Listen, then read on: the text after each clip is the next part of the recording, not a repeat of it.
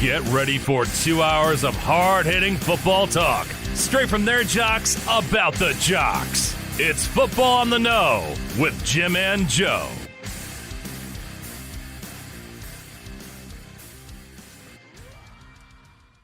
All right, what's going on, everybody? Welcome to another episode of Football on the Know. I am Jim McPhee, and alongside of me is Mr. Joe DeCapita. What's going on, Autos? Welcome back for another edition of Football on the Know show and another segment on the upcoming NFL draft. Yes, we are going to be talking about the defensive side and all the defensive prospects and my top 10s for each position. Absolutely. We're super excited. We can't wait to get it rolling. You know, I'm so excited I can't even speak properly, Joe. It's okay. Because it's only a week away now. It is. It's a week everybody's away. letting us know that, you know, it's less than, you know, it's single digits away now. So the heat's picking up. You know, everybody's doing their mock drafts and everything. Yep. The rumors are popping out here. Other players are being vocal about a lot of things. And it's a time of the offseason where every team has an opportunity. It's like playing the lottery to make their team better or not so good. Yeah, absolutely. But what really the big major headline I think that's really captured everybody recently has been today. Exactly. Today now, too, is now Deebo Samuels after the talk of when he was removing everything about, you know, 49ers from his social media and stuff, linking him to the team. And we've seen other players do this. Kyler Murray's done that, too, with the Cardinals and stuff. That for shows, a brief moment. Yeah, showing them now it looks like, you know, this is a way to say that I am unhappy with what's going on with the organization. I want another contract here. Time to look at me because I'm basically saying, hey, I'm open for anybody now. And we've seen this with a few other wide receivers out here now, but the news comes out today. Right after yesterday, we even heard some news about the talk of an extension was right there, just about ready to get the deal done, and Deebo comes in and puts it to a halt. And now the news comes in that he demands a trade, and now he wanted that extension and a new deal, but apparently, like we talked about last night in our prep, it's not with the 49ers.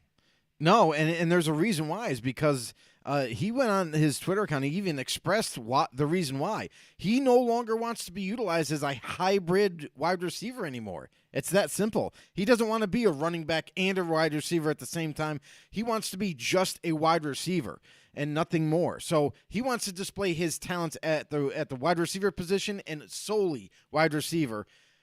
Going forward, that's going to pay him bigger money too. Because if you see all these new contracts that just got agreed to, like Tyreek Hill, when he got traded, he signed a mega deal, you know, in terms of in terms of salary. And then you look at what Devontae Adams has got after his trade, and he redoes his deal, and his deal is really, really high up there. He was like, I think he was just barely eclipsed DeAndre Hopkins' contract, and then Tyreek Hill came in really quickly after that and ended up signing a bigger deal than that. So you're seeing, and you see this every single year. This isn't like a surprise where like we're seeing, for the first time we're seeing these mega contracts. No. If you're that good, if you're an elite player, or if you're in that conversation of top 5, you're going to command bigger money. Everybody knows that. So Deebo, in his eyes, he wanted to get a new deal done with San Francisco. There's no doubt about it. But in the conversations that were had at the table, the little bit of back and forth that they did have between his agent and the organization, something didn't really feel right to Deebo. It sounded like when talks were going extremely well, by the way.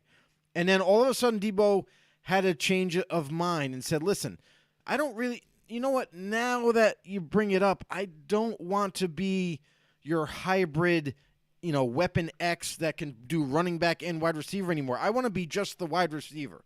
I want to be on the outside or in the slot, and I want to make a difference that way. I no longer want to put more punishment onto my body when I'm a running back in your system. I now just want to play wide receiver. And that right there is really where he just put the kibosh on everything and said, nope, hold up. Forget the contract talks. I don't want to work out a deal because in this offense, I know that's how I'm going to be utilized no matter what. So I need a change in environment. I need to go somewhere where they're going to use me as just a wide receiver. Yeah, absolutely. And that's the thing. Everybody, when they talk about these extensions and contracts, they want to get that longevity that they can. They want to get that money that they can. Again, he's playing on his last year. They want to make sure they stay healthy. So this is why these guys don't even bother showing up. Because, again, what am I going to do if I play this role, do double duty here, and I do get injured before we work out a deal now? Now I'm screwed, and now I know I'm not going to get something. And coming off of a year that was his best year yet. And that's why he's trying to get that value that he can, so he can do what he can, to work forward for him to get the best potential for him, the best payout. And that's what everybody's looking for. Tom Leiter's in the house with us tonight, Joe. What's going on, Tom? For a minute there, I thought Tom was ghosting us, Joe. He's been busy. He's been busy. I know, but and since the Russell Wilson trade, I've been dying to talk to Tom Leiter to get his situation and his idea about this whole thing. And now here he is, and now he brings it up himself, so it's good. Here he goes. So what does Seattle do with the Russell Wilson pick from Denver? It better be good, he says. Now he's talking about the pick. All right, and what should they do with it? Well, Seattle has a lot to do. They need to do a lot of building, I think. Some people are saying even I hear you, life is a busy thing, but a lot of people even think that for some reason, I'm hearing this among analysts, that Seattle's ready just to retool and make a run for the playoffs this year, and I don't really see that. No, they're not. I don't get it. Yeah, I don't. Because here's the thing. I don't know what water they're drinking, bro. If we go back to last season, look at what they had last season and subtract Bobby Wagner, subtract some play like subtract their left tackle Dwayne Brown. He's not there. The Seattle organization has decided as soon as they decided to trade Russell Wilson, they made the decision like, okay, we're hitting the reset button and we're going to rebuild. And now we're just rebuilding now. They have a couple of really nice wide receivers in DK Metcalf and Tyler Lockett, and that's pretty much it besides Chris Carson on offense. Like, their offensive line still needs to be fixed. It's still not there yet. Chris Carson is in and out of the lineup with injuries, and now you don't have a quarterback to boot. And then you go on the defense, no Bobby Wagner. The absolute spinal cord of that defense is missing. He's no longer there. So, yes, they have some young talent that's up and coming that's going to try to fill those shoes, which it's not going to happen this year, but maybe with further development down the road, then they'll be better. But they are in no way, shape, or fashion ready to make a run this coming season. If we start the season next week, there's no way. They have way too many positions of need on this roster.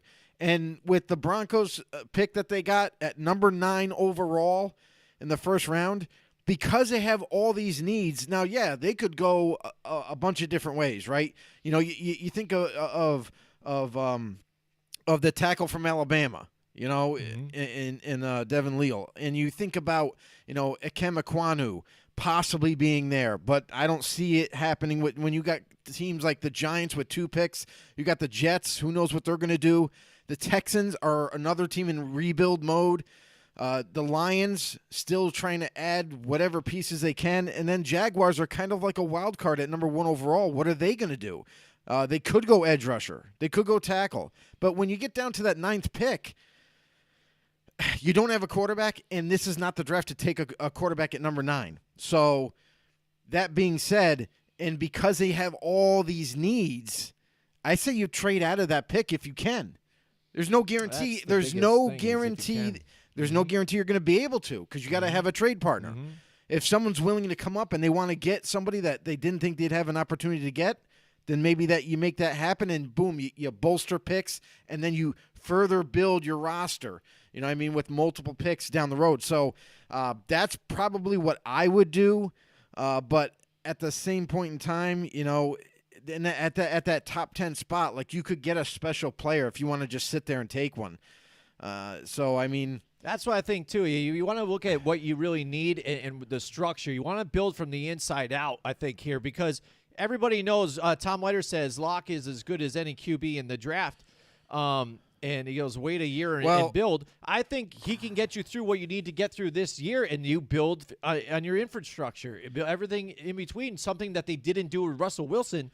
and then potentially, again, maybe draft a quarterback next year or something can work out. We've seen off seasons that go crazy. We saw different we saw Matthew Stafford a year ago traded from the Lions, a dead-end route here where he's actually spoofing them on AT&T commercials, and he went to Los Angeles and wins a Super Bowl just like that. So we've seen teams make moves for big veteran quarterbacks. Do they go that route? I don't know about that because, again, if you're trying to rebuild, you probably just want to draft this guy and make something happen here. And we've seen them do that with Russell Wilson and when they had the Legion of Boom and stuff. But that's the thing is from the ground up, I think, is what they have to do. Yeah, but that goes along to just rebuilding. You know what I mean? You got to just take all those picks. I think what he's looking is rebuild. Do they do quarterback? I don't think they go quarterback. No, and to what Tom Leiter's saying, Locke is as good as any quarterback right now. Maybe, but potential wise, not even close. Like there's a couple of guys like Desmond Ridder and Malik Willis that I think are going to be way better than Locke after their development goes through. So. And then even don't even turn a blind eye to Kenny Pickett. Like the only problem with Pickett is he's game ready. Like week 1, if you wanted to start one of these quarterbacks, it is Pickett. But the problem, like for me, the one thing that concerns me is his hands and the fact that I don't know what's going to happen to him in inclement weather. And we saw at the Senior Bowl how much he struggled with inclement weather. And when that goes into the NFL, where you got to be dialed in every single week. And if you whether you're playing in the rain, in the snow, sleet, whatever it is, and if he's going to struggle in those games, that's going to really, really hurt your team. So he might be the most pro-ready, the most gifted quarterback coming out right now, but he's not the guy that you can just say, okay, we're going to take him, and he's going to lead us to the promised land right away, because that hand issue is crazy because he always wears gloves. And that's going to be concerning in that inclement weather. If an indoor team drafts him, at least half the year he'll be playing indoors, at least. And that's probably going to be a saving grace if that happens. But other than that, yeah, Locke is as good. You could make that argument that he's as good as the quarterbacks coming out right now. But they haven't even stepped foot in. They haven't even stepped foot in the weight room. They haven't even stepped foot in the film room. They haven't even been coached up by whatever team's going to take them. So. Until they get further developed, I think that there's going to be at least 2 quarterbacks, maybe 3, out of this draft that will probably end up being better than Locke. Because we already know what Locke is. Yes, he's athletic. Yes, he can throw the ball, but sometimes he makes bad decisions. Sometimes he's a little inconsistent with his throws, and that's what gets him into trouble. So. Let's see what happens with Seattle going into this draft, what they decide to go for. I think at number 9, I mean, they could go, one of these big-time premier guards or maybe even tackle like Charles Cross. If Charles Cross is there, they could try to start rebuilding the offensive line to help, support, Locke. But I mean, I just think that they have so many needs at this point in time, and they are definitely rebuilding, that they are not going to be competitive for the next 2 to 3 years at least. And it could be more than that, depending on how they draft and whether they hit or not on their picks. We're going to see that 3 years from now. But again, it's rebuild time, and let's see what happens with all that. Yeah, he goes, Pete Carroll's all about the defense. It's not about this year in the NFC West. It's 2 years down the road for Seattle. And, yeah, I mean, the NFC West, isn't looking good for them right now. So, again, it's time to retool, I think, and then down the road, let's see what happens. It's just what it is. And Pete Carroll, I think, will be gone by that moment. Absolutely. That's how I look at it. I honestly, I think it should be a clean slate altogether. I don't think Schneider's doing a good job in the GM office. I think he's done a piss poor job with Seattle and how he's handled everything from when they had the Legion of Boom intact to then the slow, the slow deterioration of it. And it's like nothing's getting any better. So when you had Russell Wilson, okay, you drafted DK Metcalf. Great. You got him another weapon. That's going to help him. But then where's the offensive line help? Where's the running back by committee approach? Where's that getting better? Where's the tight ends that you keep trying to rehash veteran tight ends and you don't even utilize them? So it's like it's wasted finances, wasted picks at times.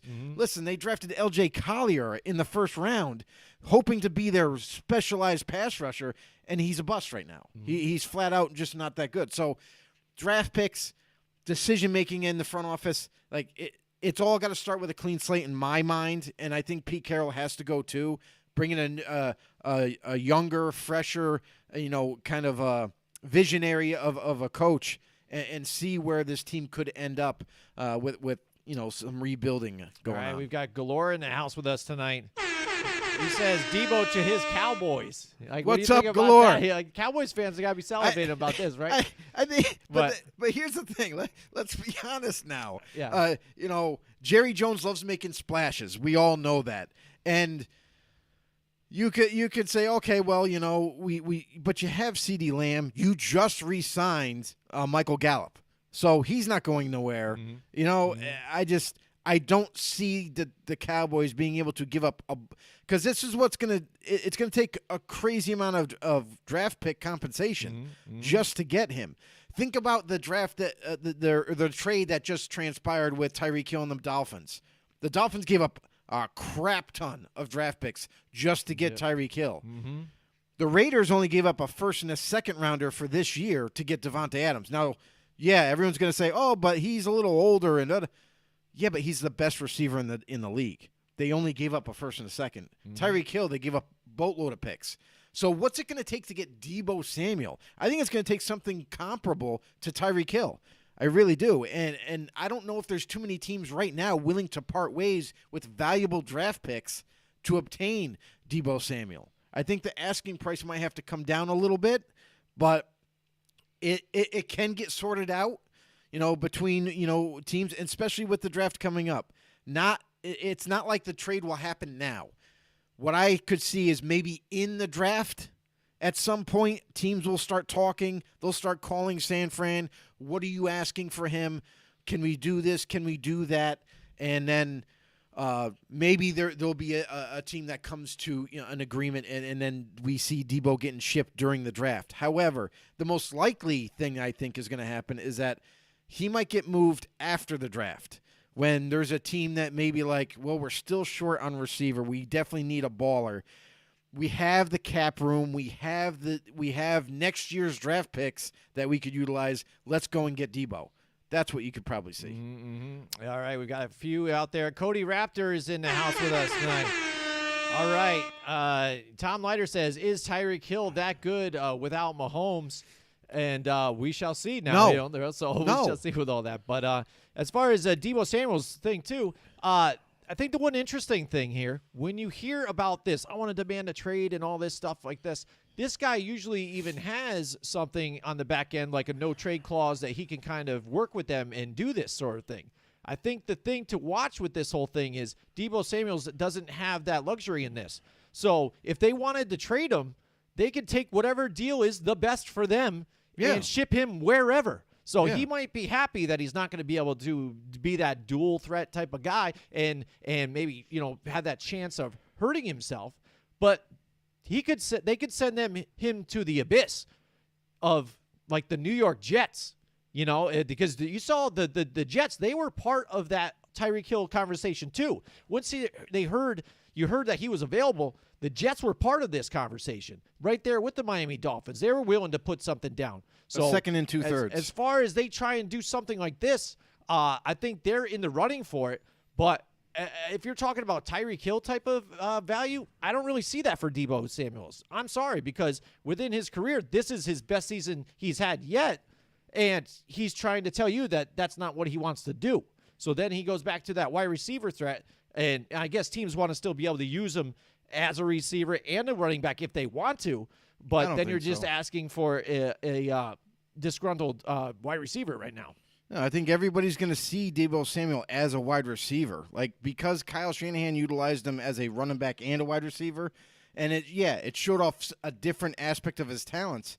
But when he goes to a different offense, it's a different offense. They're not going to change it to make him a running back. But that's what made him, I think, get his real value this year. You know what I'm saying? This year, you could say, because he was utilized as both, but he was good before this, right? as a wide receiver. This was only his first and only Pro Bowl year, though. Yeah, so. Well, I mean, there's the plenty. one highlight, and that's what he's riding But off there's- of. But if you're talking about Tyreek Hill, like type of skill, I've seen what Tyreek Hill can do. But there's plenty of other players that have only they only made 2 Pro Bowls their whole 10-year career. But that doesn't mean that they're any less of a player. He's a really good player. He's definitely worth getting paid, getting a raise and getting paid. But he's not worth top 5 money. Tyreek Hill isn't worth top 5 money. If you really want my 2 cents. I think well. 1, the Dolphins gave up way too much compensation for him, and 2, he's paid way too much. Now listen, Tyreek Hill is not one. Listen, if you say, "Oh, who's the best receiver in the NFL?" no one says Tyreek Hill. Everyone says he's one of the best, but no one says he is. And I haven't heard anybody try to make that argument yet. So until that happens, let's like put it into perspective. So if a guy like Tyreek Hill is able to get that kind of trade and get that kind of money, you could make the argument that Debo could be that explosive for another team. He could be as just a receiver because he is great. He has phenomenal hands, and he's very physical, and he runs great routes. He can do a lot of things. He can even block for you down the football field. So I think Debo's worth getting a raise. I just question Debo and his agent versus what their expectations for a new contract would be versus what he actually should get or will get. And to your point when you were saying about he could be traded anywhere. Yes, he could be traded anywhere. He has no say because he's still on that rookie deal. Rookie deals, you don't have a no-trade clause. So Debo wants to be traded. He doesn't care where he gets traded. He just wants out and wants to be utilized as a receiver and then get that new big deal. Jim Radley's in the house with us. What's going on, Jim? On YouTube. By the way, if you guys haven't hit yet, subscribe to us on YouTube, Football on the Nose Show. Hit the subscribe button. Hit the notification bell. I'll let you, whenever we go live, let you know that. Tom Leiter says he doesn't want to risk injury before the next big contract. And, yeah, I mean, that's what all these guys are looking for. That's why they won't step foot on the field until they get something done here. They want that insurance. It's absolutely an insurance thing, but here's the thing: it's his last year of the deal. Right. That's really what it's about. Yeah. It's about having security and long-term, having a long-term contract and knowing where you're going to play for the next 4 or 5 years.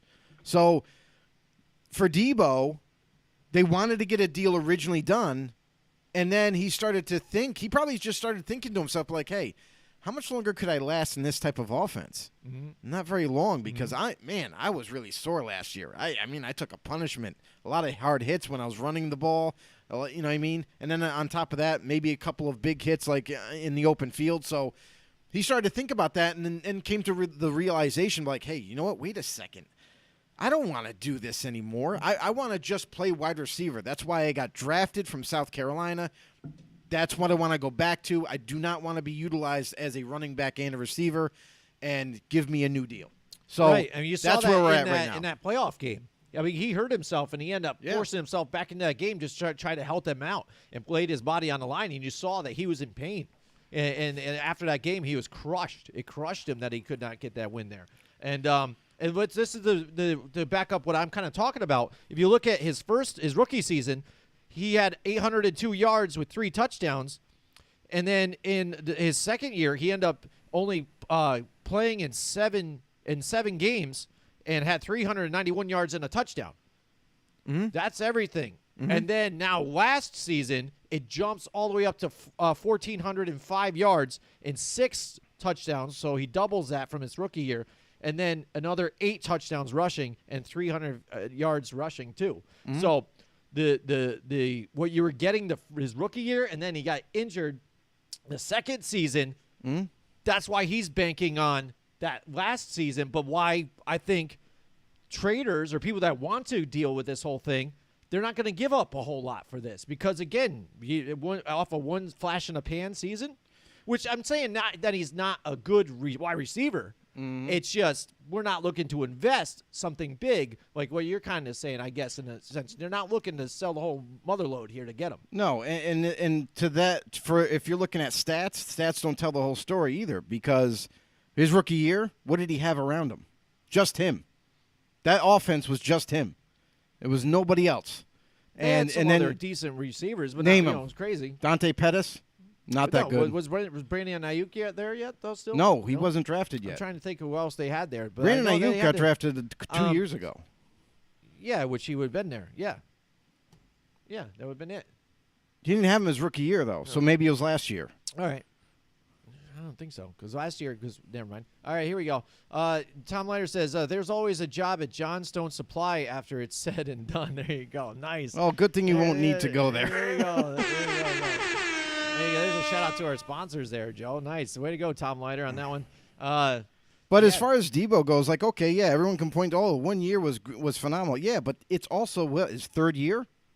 No, wide receivers take longer to develop. So his rookie year, yeah, you can't expect too much. But I think he did a hell of a job his rookie year. 803 yards, and not have that many pieces around him in that offense. That's pretty good. And they're a heavy running offense. So I mean, if we're gonna nitpick on him, the only year you can nitpick on him is last year. Right. Or not last year, the year before so that. Let me just throw this out here this way then, just so we can kind of nip it together. If you're a team out there, don't even say what team, whatever, but if you're the GM, you want to try and make this trade happen, what are you offering the 49ers? What do you think is a fair trade offers?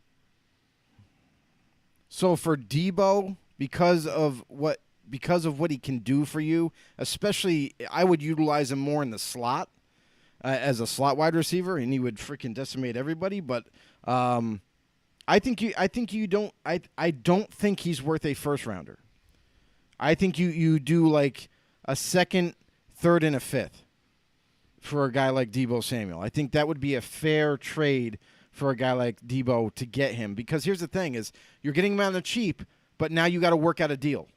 So, yeah, you can get him done. You can get him traded for, and you got him, but now you guys got to work on a long-term extension, and you got to make him give him some kind of a good, decent raise because he's going to be there for a while. Right. Young player in his prime. That's kind of what I could see for him getting right now. Is it second or third? Yeah. Yep.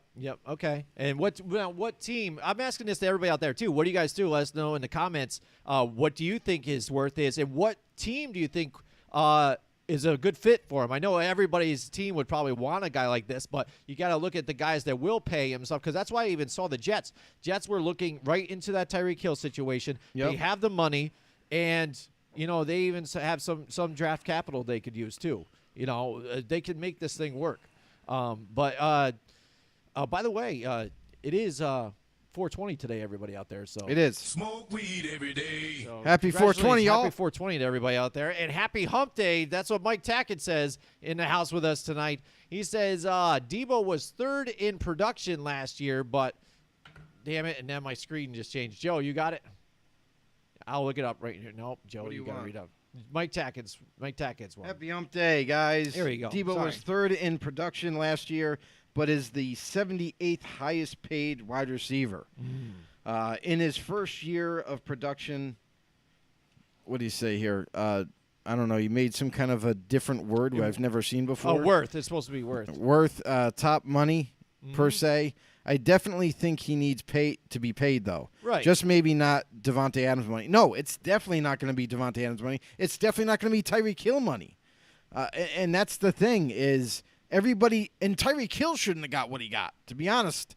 And even for Tyreek Hill, now moving on to a different quarterback, now he's gonna have Tua to be throwing him the ball, and Tua doesn't have a cannon for an arm.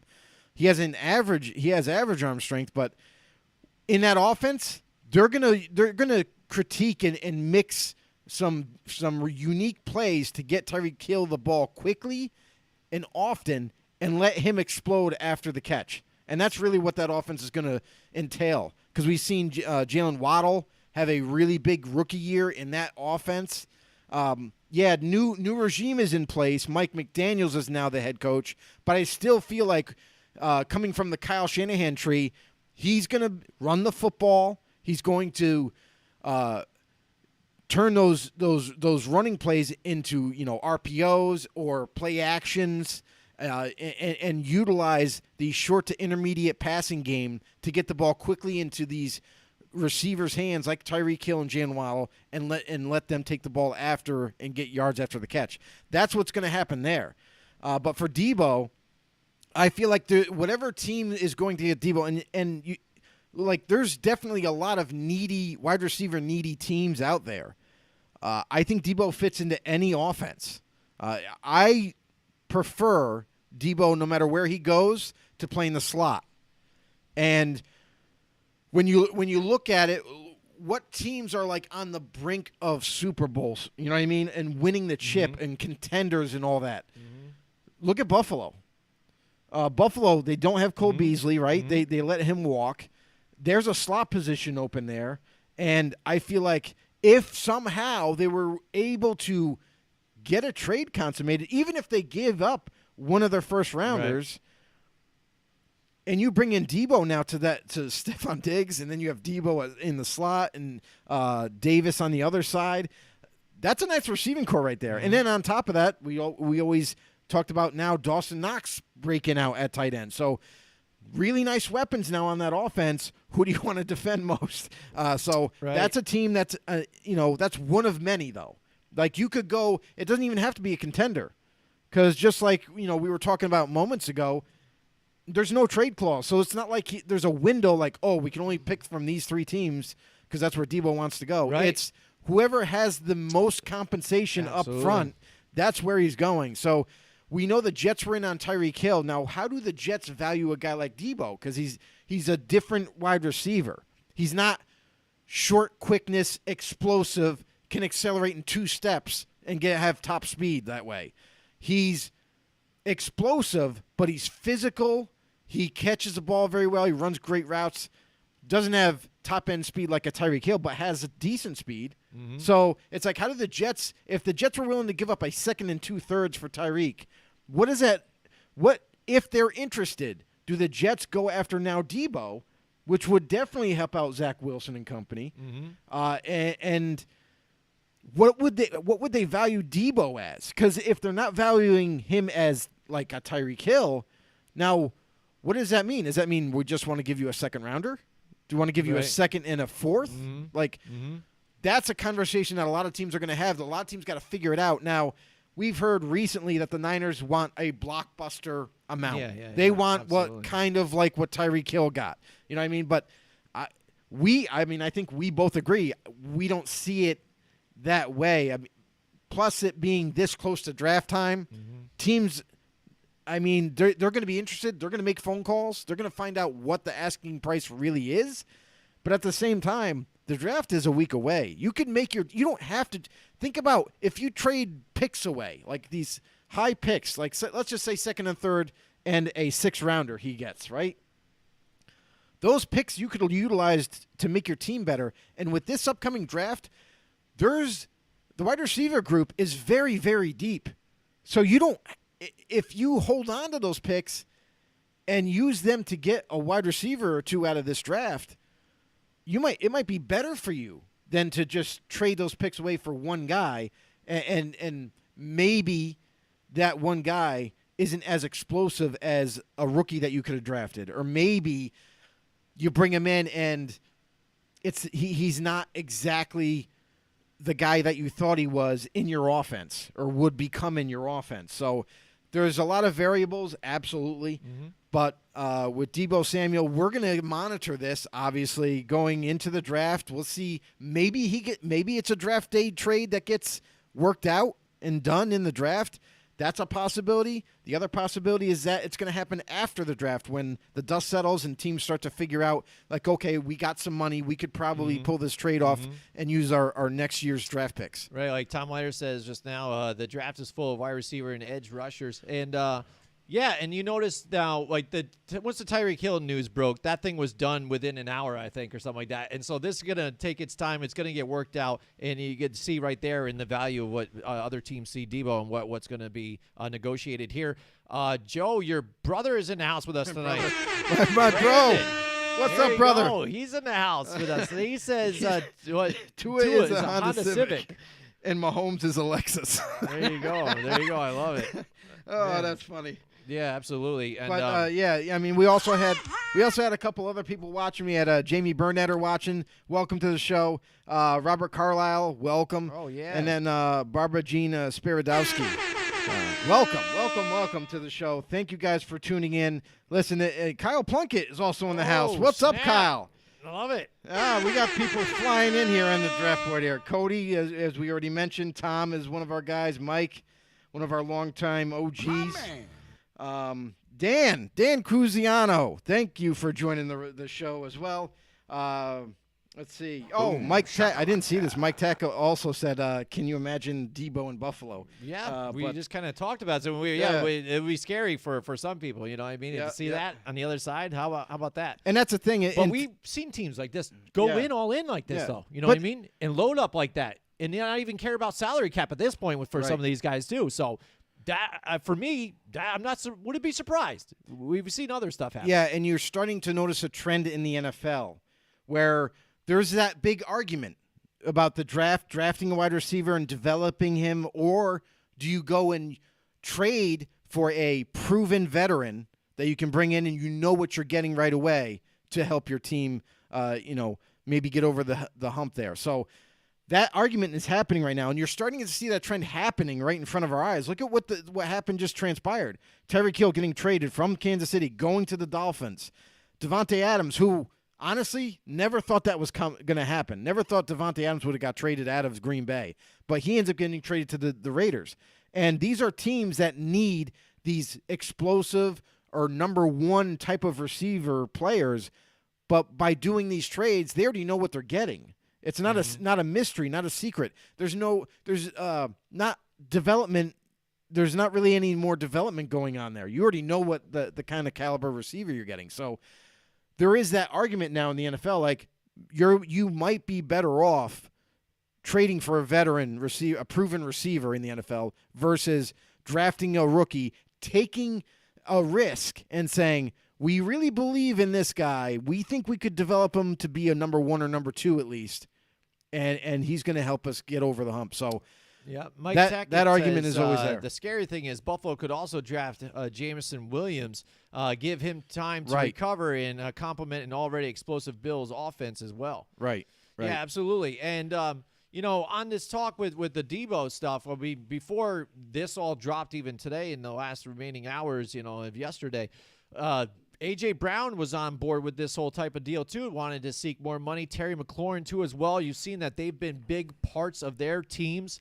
Sometimes the only explosive part of their offense, when I'm talking about Terry McLaurin, with that Washington team that still doesn't have really their quarterback, maybe they tried with Heineke, but now they're giving up on him. Like that. I wouldn't say that. And so he's kind of stuck in limbo. He's worried about his future here. Where do you see these guys? And I'm asking everybody out there, too. Drop us a comment there, too. Let us know your opinion about this. Now, we've seen Debo. We've seen now Tyreek Hill, all that stuff start to play out and what level these guys might be on and how important they are to their team. What do you see happening with A.J. Brown now? Is it one of these things that they're looking at that Davante Adams thing and the Tyreek Hill to where, hey, if my team doesn't give me the money, that maybe I can just get traded out and get paid somewhere else. So do I really go for that route instead, or do I really want to be here and expect that these guys are going to pay me this contract? And what might that be? I don't think so at all. I think a lot of these guys, like a Terry McLaurin, like a A.J. Brown, they're settled in where they're at. They already know the offense. They are premier players in those offenses. Mm-hmm. So why would you want to move? Mm-hmm. Like, they just want a new deal. They want security. That's exactly what Debo wanted, and it's not going to work out. I mean, Debo realized himself probably that he's like, I just want to be a receiver, and as long as I'm here, I'm not going to be used as just a receiver. So knowing that, that's why he demanded a trade. Whereas A.J. Brown and Terry McLaurin, they're just wide receivers. They already know their roles. They're very good at them. And for Terry McLaurin, I'll say more than A.J., is he has two legs to stand on.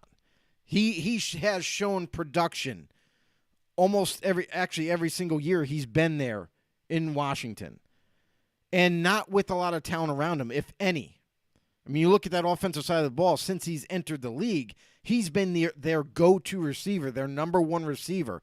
Who do they throw it to when they're in desperate need? Terry McLaurin. Who's their big-time playmaker? Terry McLaurin. He's always been there, regardless of quarterbacks, too. Think about how many quarterbacks have been in and out of the lineup now for Washington. They still haven't found their franchise guy.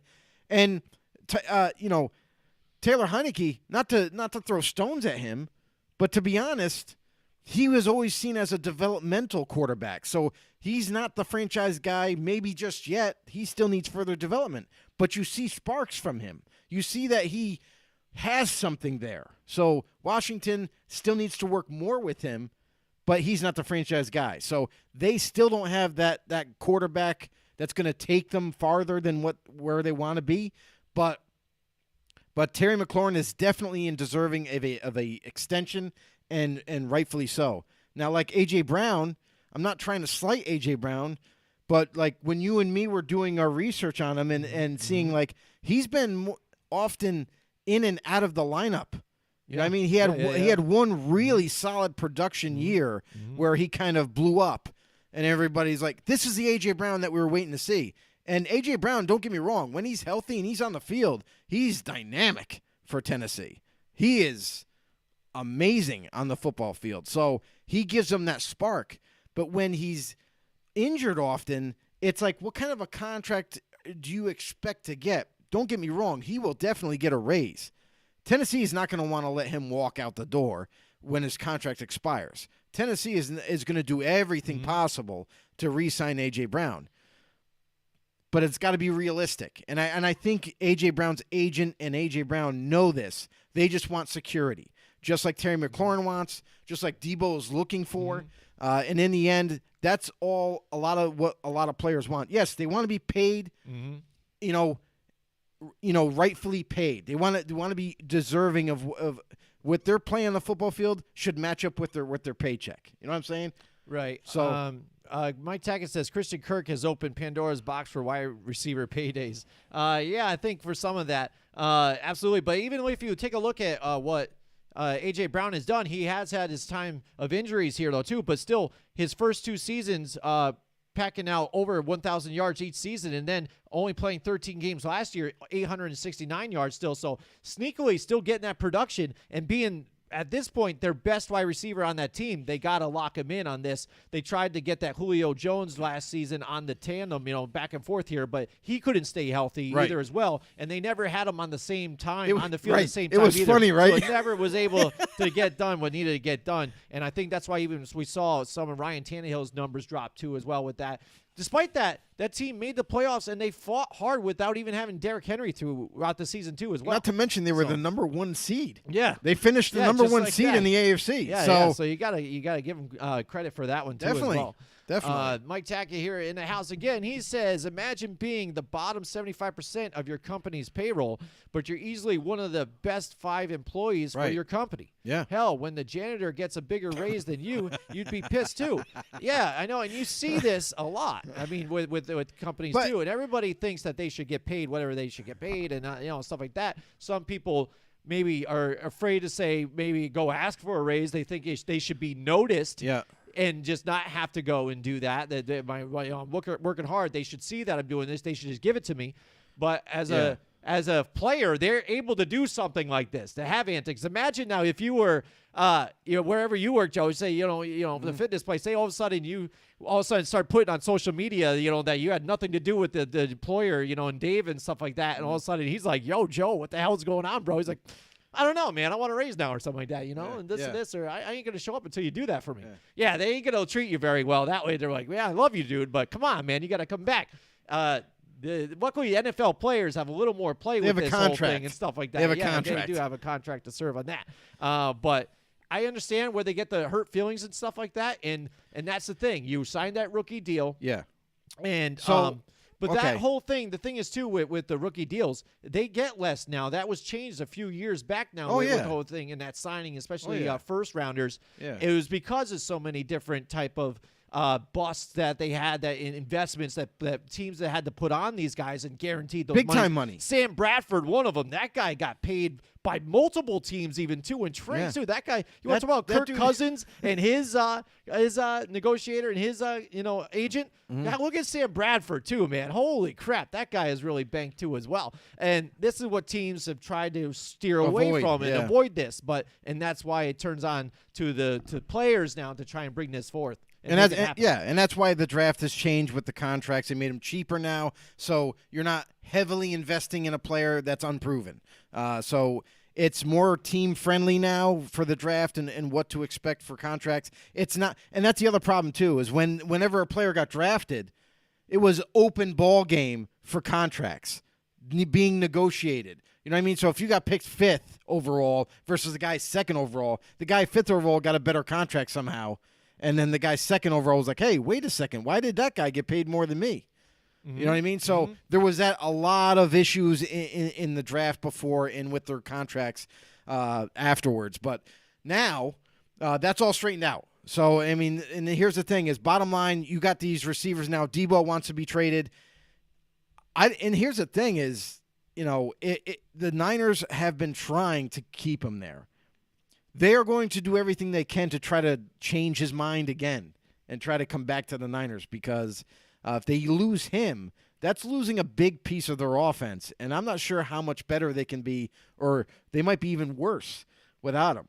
You know what I mean? Because he's such a good player. And who knows? Because yes, maybe they see something in Trey Lance and what they're going to do too. Because you hear about trading Jimmy G too as well. Yeah. So that probably plays in part of some of this too. If he wants to be traded as well, think? Jimmy G's not going to be there. I'm not going to stick around for this whole thing either while I get the shit kicked out of me and I have to be your whole offense behind this guy. So well, he's already seen part of it. He's already seen Trey Lance in practice. And what is Trey Lance really good at? Running. That's what he's really, really good at. He's really good at running. And when he needs to work on it on his passing game, and we seen in college. Go back to college with Trey Lance. They didn't really throw the ball that often. They did a lot of runs with him. So that's got to be concerning. And now you bring a guy like that and you draft him.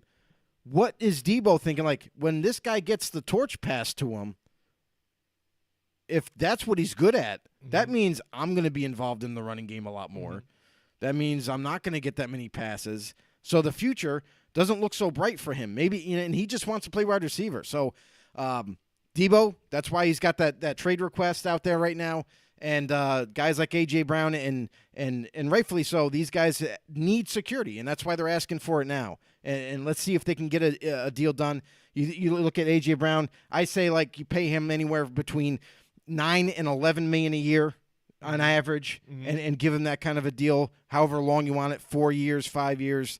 Terry McLaurin, probably a little bit more because he's definitely been way more productive regardless of who's been there in the offense. That he's going to definitely ask for maybe $12 to $15 million a year. And then you look at Deebo. What do you pay this guy? Deebo is going to be a little bit different because of what he's been able to do last year. And now that he wants to play just receiver, still think he's going to be very good, but I don't think he's going to get a crazy number in his contract. So I think he's going to be somewhere in between where Terry and A.J. Brown will get. That makes sense to me. Brandon, your brother's in there. He says, remember Sam Bradford, LOL. That's right. That's what we just talked about. That guy, even since the draft, too, that guy had a bunch of question marks, too, with his injury, too. I mean, this guy played the whole thing, man, and then was injured throughout his season, too, as well. Can I get that Mohawk Honda money? There you go, the Mohawk Honda. Yeah, Brandon should get the Mohawk Honda money maybe too. He mentioned about Tua being like a Honda, That's but right. So maybe that's a good thing. I'm gonna roll right into it then. We're gonna roll right in. Thanks, Mike. You're gonna segue me right into this. Right? Just so you know, my brother works for the Lexus dealership. Oh yeah, yeah, nice. So he's also helping his own dealership out. Lexus too on there too. So I get Mahomes is like a Lexus. All right, so then on the other side, let me tell you. Tua will be the best Honda you get if you get it from Mohawk Honda, our friends at Mohawk Honda. That's right, on Freeman's Bridge Road. Scotia Glenville, Freeman's Bridge Road. I see it all the day. I work up there, Joe. He knows it. I drive by the lot. It is full, stacked with inventory nonstop. Throughout the pandemic, they've kept it going there. They have everything you even need besides Hondas too, anything used, pre-used, and brand new vehicles too as well. And this spring, dude, it's the perfect time to get top dollar for your trade-in. With the Kelley Blue Book Instant Cash Offer, they're still doing it. I tell you, Brandon's probably doing the Kelley Blue Book Instant Cash Offer down too, because that is great, dude. Let me tell you, they cut you a check the same day. You go in there, you put in the information here for your vehicle. They'll tell you exactly what it's worth. Either you take the check right there if you want it, or trade it in on a beautiful, brand new or slightly used Mohawk Honda right there for you. So follow Mohawk Honda on Facebook, Twitter, and all their social media platforms too to stay updated with the newest vehicles rolling in. I get them. I follow them on Facebook. I see the pictures of the new stuff getting rolled in, and also the purchases. They take pictures with everybody they're selling cars to too, and you know. They're part of the family, Joe. They're right there. It's like a family photo next to their new car. And also, don't forget to find out more about this year's pet adoption clinic that they're doing. It's scheduled for April 24th. If you're looking to adopt a pet, 4 days. Well, in 4 days. Right. Go to Mohawk Honda. You can get a car. You can get rid of that old nasty car, get a new car, and go out with a pet too as well. How nice is that? So make sure you don't bring your wives or your girlfriends, because you might leave with a pet if you don't want one. So be careful there too as well. But Mohawk Honda, where they go out of their way to please you. All right, Joe, we're going to get to this segment that's been hot, this last couple of weeks here, because the draft is coming up. We do this. We've been doing this for the past 2 or 3 years, I think, now. Yes. But Joe has been coming up with his list. So he works hard. He studies. He does his homework, watches video, watches the film. I don't sleep much. No, he doesn't. And he gives you his rankings of the top offensive players that he sees in this, the prospects he sees in this draft, and he also does it for defense here. Mike Tackett says, "Can I trade my girlfriend for a dog?" I mean, I guess you could. That's probably safer, as you're married and stuff. That's probably a good idea. You probably want to do that. All right. And she probably doesn't watch this show, so you're good. All right. So, anyways, we're going to get to Joe DeCapita's top 10 list here, Joe. And why don't you tell everybody what we're going to be doing, for this one? So, for the top 10 of each position. Now, for the defensive side, like I kind of grouped together like the defensive linemen all together as a top 10. I grouped together the linebackers as one group, and for the safeties and corners, I kind of split that up for like a little bit of a difference there. I made a top 10 for safeties and a top 10 for corners. But to be completely honest with you, with this draft, I'll say this: as far as cornerbacks go, as far as D linemen go, there are a shit ton to be added to your team in this draft. There's a lot of depth, and you can't go wrong. Basically, I guess what I'm saying there. In those positions, they're very deep. There's some guys that need some development. There's some guys that are a little closer to being just like week one ready to go and plug and play type of players. But even with the guys that have a lot of development that's needed, the ceiling on them is so high, they could end up being one of these big-time playmakers for your team down the road, and you might be able to get them in like maybe the third or fourth round. All right. So we'll get the music rolling, Joe. Let's go. You want to start off with safeties first? Let's go. All right, let's do it. Let's do the safeties first. Let's get it rock and roll. Here we go. Number 10 for your top 10 safeties of the 2022 NFL Draft prospects. That's it. Lewis Cine. Lewis Cine from Georgia, safety, obviously.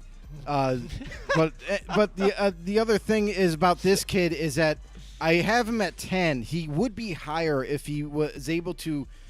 Here's a problem with Georgia's players, and it's kind of something that I noticed with linebackers and D-line and the safety position. They asked their players to do certain things in their defense or certain things in their offense only. So you didn't get a full spectrum of what they're capable of. Are they capable of man-to-man coverage a lot? Are they capable of just zone? Are they capable of doing both? You know what I mean? So with Lewis Cine, he's a good prospect to develop down the road. He could be a very good starting caliber safety, but as of right now, if you draft him, there's going to be some work down the road with him. I don't expect him to crack the lineup in 2 to 3 years. At safety position, But again, there's a lot to like there. There's a lot of athleticism. He's got speed to burn, and he tackles well. So those are three attributes that he has that's well. But other than that, I think he needs to hit the film room and learn more of the X's and O's and get better that way. All right. Let's get up to your next player on the list, and we got it here at number 9. Brian Cook from Cincinnati. Brian Cook, I like this kid. He's very similar to Lewis Seen in a way. Guy that's really fast, a guy that tackles well. He's sideline to sideline. But again, he's going to need further development. You know what I mean? I don't know how long it's going to take some of these players to get right. And that's I guess that's what I'll say is sometimes it depends on if the player can learn fast, if the player can put what he's learned in the film room on the football field. And then even the next pick that I have on my list is kind of seen as that. These are a lot of developmental safeties in the lower tier of my top 10, but guys that if they get it right, if they put everything in line their ducks in a row, they could be big-time ballers. So Brian Cook from Cincinnati is another good one. Number 8, J.T. Woods from Baylor. This kid can fly. I mean, for his size at safety, he is a speed demon. But that's kind of like the only thing he's got going for him. He's great at man-to-man coverage, but zone he's a little weak on. Tackling needs to get better. Hopefully that gets better at the next level with better coaching. But J.T. Woods, he's another developmental prospect. I think he's a great safety if you want a guy to defend against the tight end, man-to-man, or even guys in the slot. He could do it. So J.T. Woods from Baylor. All right, next up here on Number your list, 7. Number 7. I got Nick Cross from Maryland. Another developmental prospect. I like the ceilings on a lot of these guys, 7 through 10. These are guys that I think that if you develop them right and they're in the right scheme, and it's not just about where they're placed, but it's also on themselves as well. They got to put the work in. So if they do that, you could actually draft these guys later, mid to late rounds, and if they develop the way you want them to develop, they could end up being starters down the road. But Nick Cross is another guy he's got speed, but he needs to work on zone. He needs to work on man concepts. Another issue that Nick Cross has is he doesn't do a very good job of diagnosing a play. So there's got to be a lot of work, and I think for most of these safeties, there's a lot of cerebral work that needs to be done. They got the physical tools. They got to get it in the film room and learn it right there. Yeah, absolutely. Yeah, let us know in your comments, too. If you guys are agreeing with some of this here, too, or you got any questions here for Joe about these lists, too, let us know in the comments. Don't be shy out there. All right, so that brings you into your number 6 here, Joe. Almost ready to crack the top 5. Almost ready. Kirby Joseph from Illinois. Another kid. This is a kid that I feel is pretty solid. He has a lot to offer as safety. He's not super fast. He's not super explosive, but he does a lot of things well. And that's why he cracks, at the number 6 spot here. But again, another solid prospect. You can get him in the middle rounds and further develop him like the rest of these guys. All right, here now we're in the top 5 for your safeties. Quentin Lake from UCLA. Quentin Lake I really, really like. I feel like Quentin Lake is a guy that you could insert into any defense, and he's going to play really well for you. If it's a zone concept defense, he'll do the job. If it's a man-to-man concept, he can do the job. So he's a guy that doesn't excel at any one particular area, but he does everything well. So there's not a really big weakness anywhere, but he does everything well. So if you're looking for a really solid safety, a guy that you can utilize and is versatile, Quentin Lake is your guy from UCLA. All right, you're number 4. Number 4, Jaquan Brisker from Penn State. Man, is he something special on tape. Very fast, is very aggressive, is going to come up and smack you in the mouth, is a great tackler, did a very good job in terms of zone coverage. Man, I didn't really like what I saw with his man coverage, and Penn State didn't utilize that man coverage scheme that much. However, Jaquan Brisker, if he's developed right, this kid, he has a lot of the physical tools that you look for at safety. But I think his ceiling, though, if he gets developed right and gets with the right team, I think that it's sky's the limit. All right, here, Cody Raptor's in the house. He has a comment for us here. He says, I feel like I don't like a lot of safeties, but the top 5 seem like they could all be high-quality starters right out of the draft. And then Mike Tackett here, he's got, I think, his list right here. Is this what it is here? Yeah. Yeah, I think so. All right, here, want to start from his number 10? All the way down, he's got Cam Taylor-Britt from Nebraska. Here, number 10. Number 9, Verone McKinley III from Oregon. At number 8, Brian Cook from Cincinnati. 7, Nick Cross from Maryland. 6, Jaquan Brisker, Penn State. He's getting close to what you are here, Joe, on some of these. I think just to tick off on riding its way down. Kirby Joseph here in Illinois, and he's got Lewis Seen right here at number 4, Joe, right there. You had him further down on your list, and he's got him here at number 4. Jalen Petrie here at 3. Daxton Hill from Michigan, my guy here at number 2, and Kyle Hamilton from Notre Dame at number 1. All right, Mike Tackett dropping his list. We love to hear it and love to see it too. So if you guys have your own lists out there too, put them up in those comments. We don't care. We love to see that, and we'll see the differences between you guys and stuff. Because again, this is Joe's opinion, what he's seen, stuff like that. You know, you guys have a different opinion out there. We're looking to see what that is. We won't tell you you're wrong at all with any of this. You're stuff. wrong, Mike. We love to see.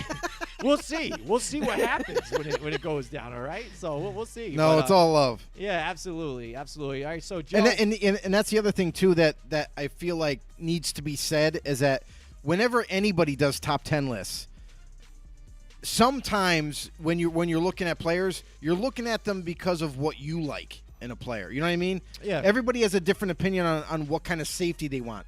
I want a man-to-man guy. I want a guy that just can clamp up and lock down tight ends and slot receivers. Or I like a guy that can play great zone who's always going to be like a ball hawk and move side to side, you know, all over the football field. So it's really like what your taste buds like. You know what I mean? Like, so what kind of guy or what kind of prospect you like to look at.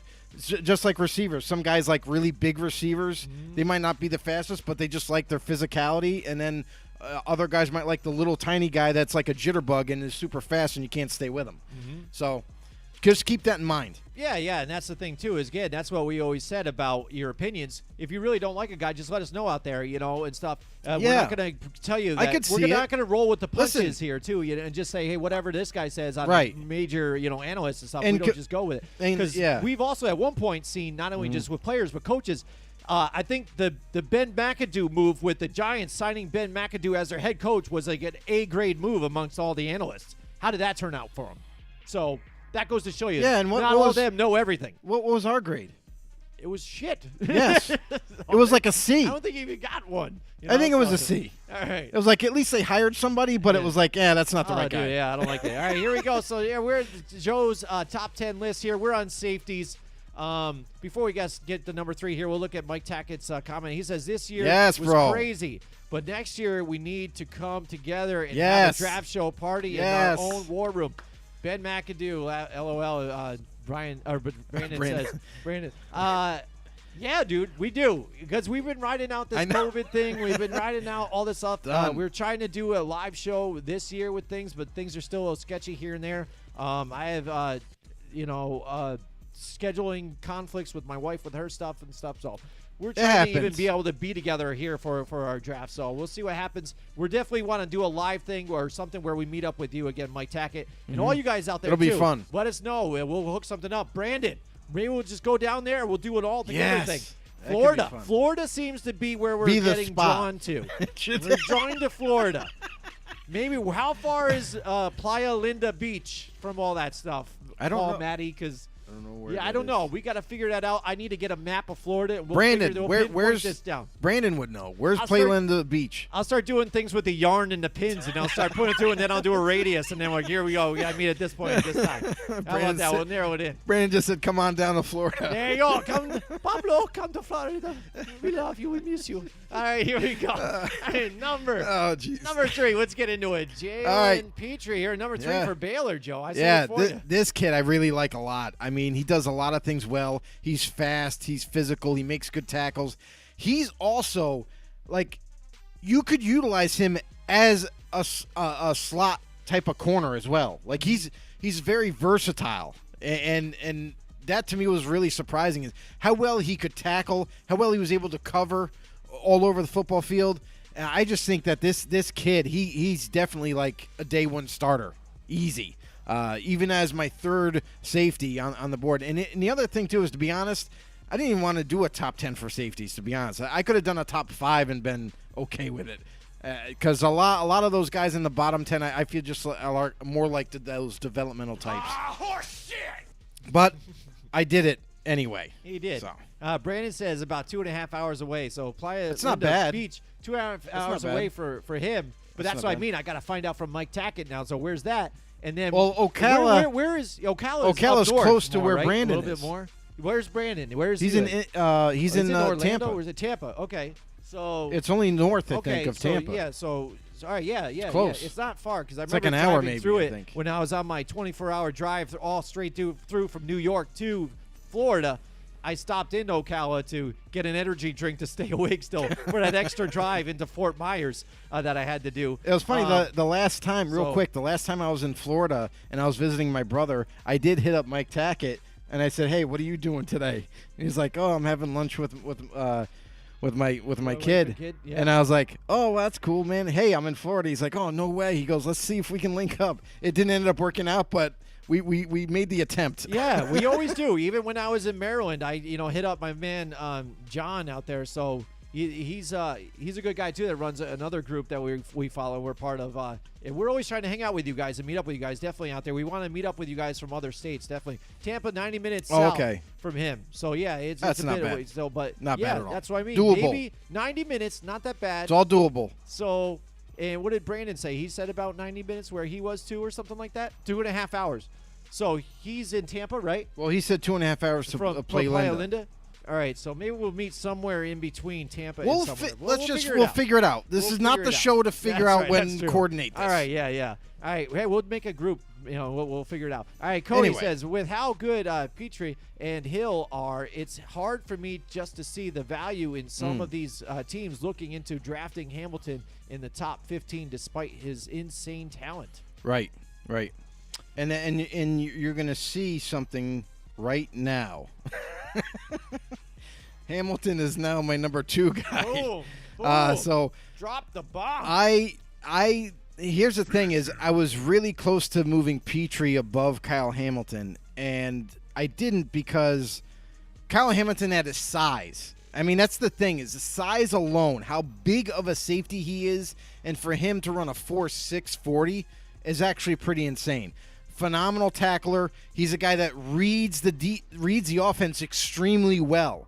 He read and reacts, and when he sees something, he just goes. He doesn't hesitate on a play. It's almost like he's just mirroring the offense and knows exactly where it's going. So Kyle Hamilton, I like him. I don't love him. I know everybody else is like jumping through hoops over this guy, but to me, what I saw on tape is sometimes he gets a little lethargic in his movement, and he's not that. Surprisingly, he's not that good against the run. Kyle Hamilton, good prospect. He's definitely going to be a day 1, maybe day 2 type of a pick, but he's good. But he's got to fit into a certain scheme. I don't think he's going to be. That's the other thing, too, the knock on him is man-to-man coverage. He can't do it. It's that simple. If it's man-to-man coverage, I've seen him with Notre Dame, any receiver, and even a running back coming out of the backfield, he could not stay with them. So that's going to be concerning because when you're going up to the next level, you're going to deal with that a lot. So hopefully Kyle Hamilton can go somewhere where it's more of a zone concept defense and kind of feel right at home there. Cody Raptor, holy crapper, hashtag Shacker of the day. There it is. He's got it there. There's the explosion. And I think he did. He just broke the internet for him there. So here we go. So that leads up to number 1 here, and there he is. My number 1 is Dax Hill from Michigan. There you go, baby. Hands down. Right. Michigan love. Hands down, the best safety in this draft. He can do everything extremely well. He's a great tackler. He can cover in zone. He can cover in man. And when he covers in man, he's right on your hip pocket. Good luck trying to shake him off because it's not going to happen. So he does a lot of things well, and he's super fast. So I love Dax Hill. I love Jalen Petrie too. That's why it was hard for me because I wanted to kind of put Petrie above Kyle Hamilton, even so, but I didn't because I was like, the thing that makes up for Hamilton, what makes up in his like 4.6 40 time, what makes him faster is his read and reaction skills. So he's already ahead of those guys in that aspect, but and that's why he ended up still number 2. But Dax Hill, I think, is going to be the best safety drafted. Jalen Petrie could make an argument for that as well. And Kyle Hamilton, I feel, is going to be a really good safety, but it's got to be in the right scheme. So if he lands, say, like with the New England Patriots or something like that, or who else does his own scheme right now? Texans, maybe? Maybe they take him. I don't know. Because there's been rumors about that, too. Maybe the Texans taking Kyle Hamilton that high at 3. But I just think there's too much value with other positions there. Maybe Atlanta? You know what I mean? So there's some teams that are picking higher that do use zone concepts that could utilize him. Maybe Washington. Let's just say there's a lot of suitors. Yeah. But Dax Hill is definitely my number 1. All right, there you go. There's the top 10 list for his safeties, Joe. Absolutely. And thank God that's over. Yeah, right. There you go. You got Jesus. It was hard enough for you to do it, right? All right. So what's not hard? Let me tell you. Go to Raise and go to repsports.com. Get Enter yourself some damn Raise, right? Enter that promo code. Promo code. Raise them up. RAZMUP. Get our special promo code. Get a discount. It's 15% we love this off. Stuff right here, Joe. You know, Cheers. I cut sugar out of my diet. You know this. I'm looking great. I'm feeling great. And you know what? This helps out too because no sugar, hydration, gives me the energy I need, no crash. I feel absolutely great. I know what's in it because it gives you right here on the label. Yeah. We're not trying to kill you. And I don't feel really crazy Yeah, afterwards. the other stuff I used to drink. The other thing about Raise Energy though is you named like the big bullet points there. 0 crash, and I know every energy drink says that, but this one I really don't feel a crash. I just the energy wore off. That's it. Yeah, you know what I mean? Yeah. But this also has amino acids, electrolytes that not a lot of energy drinks have. So a couple other bonuses to drinking Raise Energy and. Made in the USA, right there in Florida, by the way. So, boom, USA. Yeah, there you go. It's kind of like when I switched from taking acid and I started eating mushrooms. Because like mushrooms, I could still trip, but I could still go to bed at the same time. I didn't. Keep me awake for 12 hours. So that's what it's like. If you want to, try and compare it to something like that, it's like eating mushrooms, dude. It's amazing. All right, it is amazing. Anyways, before we move on to the next segment, just want to say, listen, if you're new to the show, we're glad to have you, but could you please do us a favor? If you're on YouTube, search us up Football on the No Show, hit that subscribe button, hit the notification bell to let you guys know when we go live. As well, hit the like button, because if you guys go to YouTube and hit the like button on all our videos, that actually helps us get noticed by more people. Not a lot of people know that. It's not just hitting a like because, I like your point or whatever. No, if you hit that like, it definitely supports the channel. It opens it up, and maybe YouTube will actually show that video off to more people that enjoy football. That's right, and pretty soon we're going to do a giveaway, too, for everybody that is on our subscribes. Facebook. Anybody else, if you hit the subscribe button on our YouTube page, we will get notified, and we will put your name in the running to win a prize in a few months and stuff like that. We're going to get it together, so we'll do a big announcement for that. It'll be an NFL jersey of your choice. There you go. So he's going to spill it right now. Let's just do it. It will. NFL jersey. Let's get it going. Your choice. Spread it around. Your player, whatever you can be personalized to, whatever team that you want, we will get it for you. So you subscribe. We know who you are. Even drop a comment in one of our videos, whether it be our live video or whatever. Drop a comment with your name in it, so we know that's even you, and that it is verified that you subscribe, and your name will be in the running to win that jersey. So, all right, Joe, let's get into your next list, and we've got the cornerbacks. This is going to be a fun one too. Let's see what everybody has to say about this one. Let's get down to its number 10. Damari Mathis from Pitt. Yeah, another player from Pitt is getting drafted. Ooh. You're going to see a lot of the same schools in some of these. I know. You're going to see. There's a trend going on for this year's draft. Damari Mathis, I really like this kid. Not the tallest, not like, the biggest type of corner, but he's like 5'11" on the average side. But man, great at man coverage. Is almost like he's like white on rice. You know what I mean? He just sticks to you. You can't shake him. Great ball skills. Has that speed that you really like in a corner. But all around good player and is physical. Will come up and tackle and help in the run game. Absolutely. Sorry, you called me. Number 9. Quick. Number 9. Here we go for number 9. Let's go. Boom. Tariq Woolen from UTSA. He's a road runner, everybody. And when I say road runner, it's not just because of the logo, but man, this kid can fly. He is a 6'4" corner, long, lean, runs extremely fast. He was like somewhere in the 4.27, 4.3 range. It was incredible watching this kid move. Great body control. Needs a little bit more development than some of these other prospects. But, man, if you could get this kid locked in, if you can get him ready for week 1, a corner that is 6'4" and moves the way he moves like he's 5'11", but he's a gigantic corner with speed. So, great hands, and he's seen more as like that man-to-man type of coverage, that shutdown type of corner, but still needs a little bit more development. But if you can get him there, wow, this dude could be the steal of the draft. All right, there you go. You heard it there with Joe. Number 8. Now here we go. Talking about steals of the draft, we're going to go again at number 8 with Zion McCallum from Sam Houston State. Another big corner, long, lean, great in man coverage. He struggles a little bit in zone. So if you're more of a predominant man type of defense, this is the guy that you're going to want to go after. But from Sam Houston State, Zion here, McCallum, he is the guy to go for if there's been a lot of kind of rumors circulating in the NFL about this kid and how he's ascending on draft boards right now. I have him at number 8, but who knows? Pretty soon, by the time we get to the draft in another week, this kid could go from being in just the lower top 10. He might even get pushed up in the top 5. Damn. Holy Santa Claus shit. Man. All right. Number 7 here.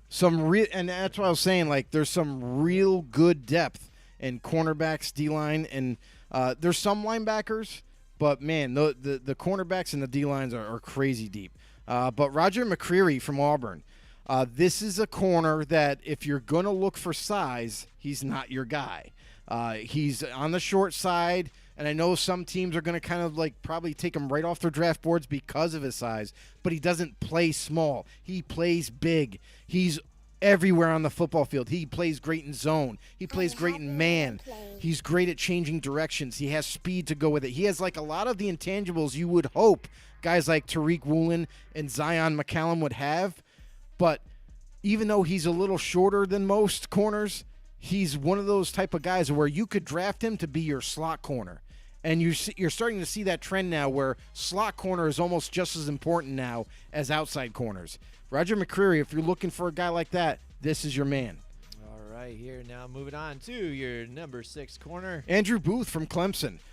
This is another corner who does everything well and one of the more physical corners. The only thing that kind of bothered me a little bit about his tape is that sometimes he got a little too rough, a little too handsy.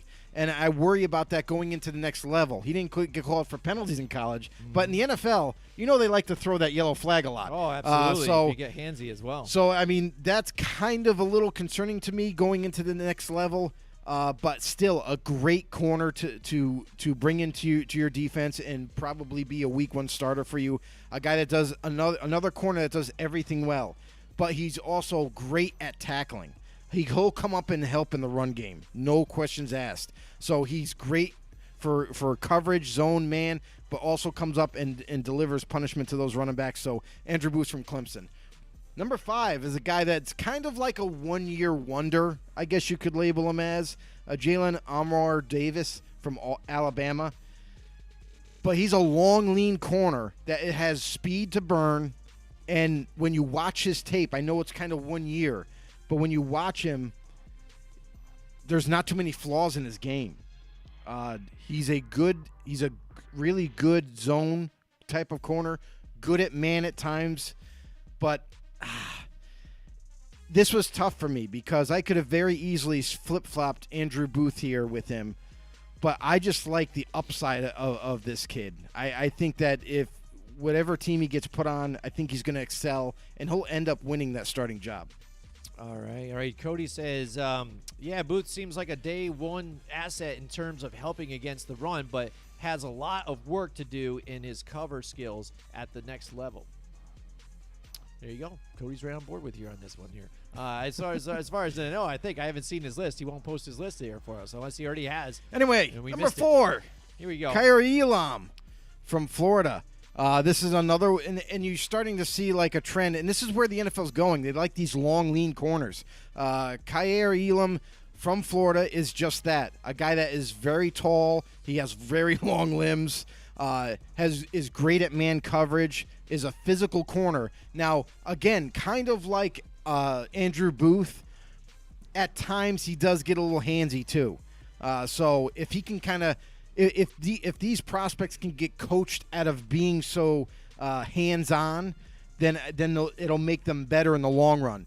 But Kaiir Elam is one of my go-to guys. If you need a corner to start week 1, definitely think about getting Kaiir Elam, especially if you run man-to-man. All right, here we go. And now on to your third here. But first, I'm going to get to Cody. Cody says, not as big of a fan of Elam. I think he's good, but I personally don't have him in my top 5. There you go. Excellent. Well, Cody, let us know, where did he slide to? He's got to be in your top 10, but then where is he in your top 10? All right, here we go. And then moving on to number 3. Derek Stingley Jr. And I'm gonna be real honest about this. Is he could have been my number 1 corner overall had he stayed healthy, because I feel like there's a lot of things that transpired with Derek Stingley Jr. in his career at LSU. You know, his first real productive year, you know, where he kind of was like, everybody was he was the talk of the town. He was like, oh my God, this guy is hands down the best corner in college right now. He's going to be amazing. Everybody was comparing him to like a Darrelle Revis, for God's sakes. That's pretty high praise for a corner. But then, you know, 2 years ago, big time injury. You know what I mean? Gets hurt. Is in and out of the lineup. Didn't have is quite of a good year. Then the following year, he loses his head coach. You know what I mean? Different leadership there at LSU, and then he had that big time injury again. You know, had another injury to where it's costing him rounds. I don't know if he's going to get drafted in the first round, but a lot of people point to how, well, where's his production? He had 1 year of phenomenal production, and then after that didn't do squat. Looked late. Some people are saying, you know, he looked real lazy, and it's almost like he didn't care anymore because of everything that was going on. But if you're getting Derek Stingley Jr. healthy, and I don't think it's a slight that, okay, yeah, you know, he didn't have the best year his second year there. His third year was done for injury. But the interesting thing about Stingley Jr. is I think after he comes back healthy, I think he's going to have a chip on his shoulder. And that's dangerous for a prospect like this. I think he's going to have a chip on his shoulder. He's going to prove every team wrong that doesn't take him, and he's going to prove all the critics wrong. So he's going to work extremely hard, and I think he could definitely return back to form that was claiming him to be like a Darrelle Revis. And if that's the case, he would have been my number 1 had he stayed healthy throughout his career. But because of that injury, and we don't know how he's going to return from it just yet, so that, you know, that's why he ends up number 3 instead of a little higher. All right, Cody says Stingley is a strange prospect. His skills are top-notch, but he hasn't played a lot in 2 years now. Could be a lockdown corner at the next level, right, but could also never live up to that potential, like True. You're talking about, if he continues his trend of injuries. And that's the thing. That's right on the board, bro. Right on board. There you go. Right on pace with each other here on this one. That's awesome. All right. Now moving on to, now we're at number 2, Joe. So who will it be? Will it be a big shocker for these people out here? It might be as well. So might be a big shocker for some people. Trent 2. McDuffie from Washington. When I watch Trent McDuffie play, he's probably the most solid prospect coming out. He is a guy that I would be very confident in drafting and making him my number 1 corner, hands down. It wouldn't even bother me at all. Trent McDuffie, phenomenal at everything. Like everything. Zone, man, tackling, being able to read and react to plays as a corner.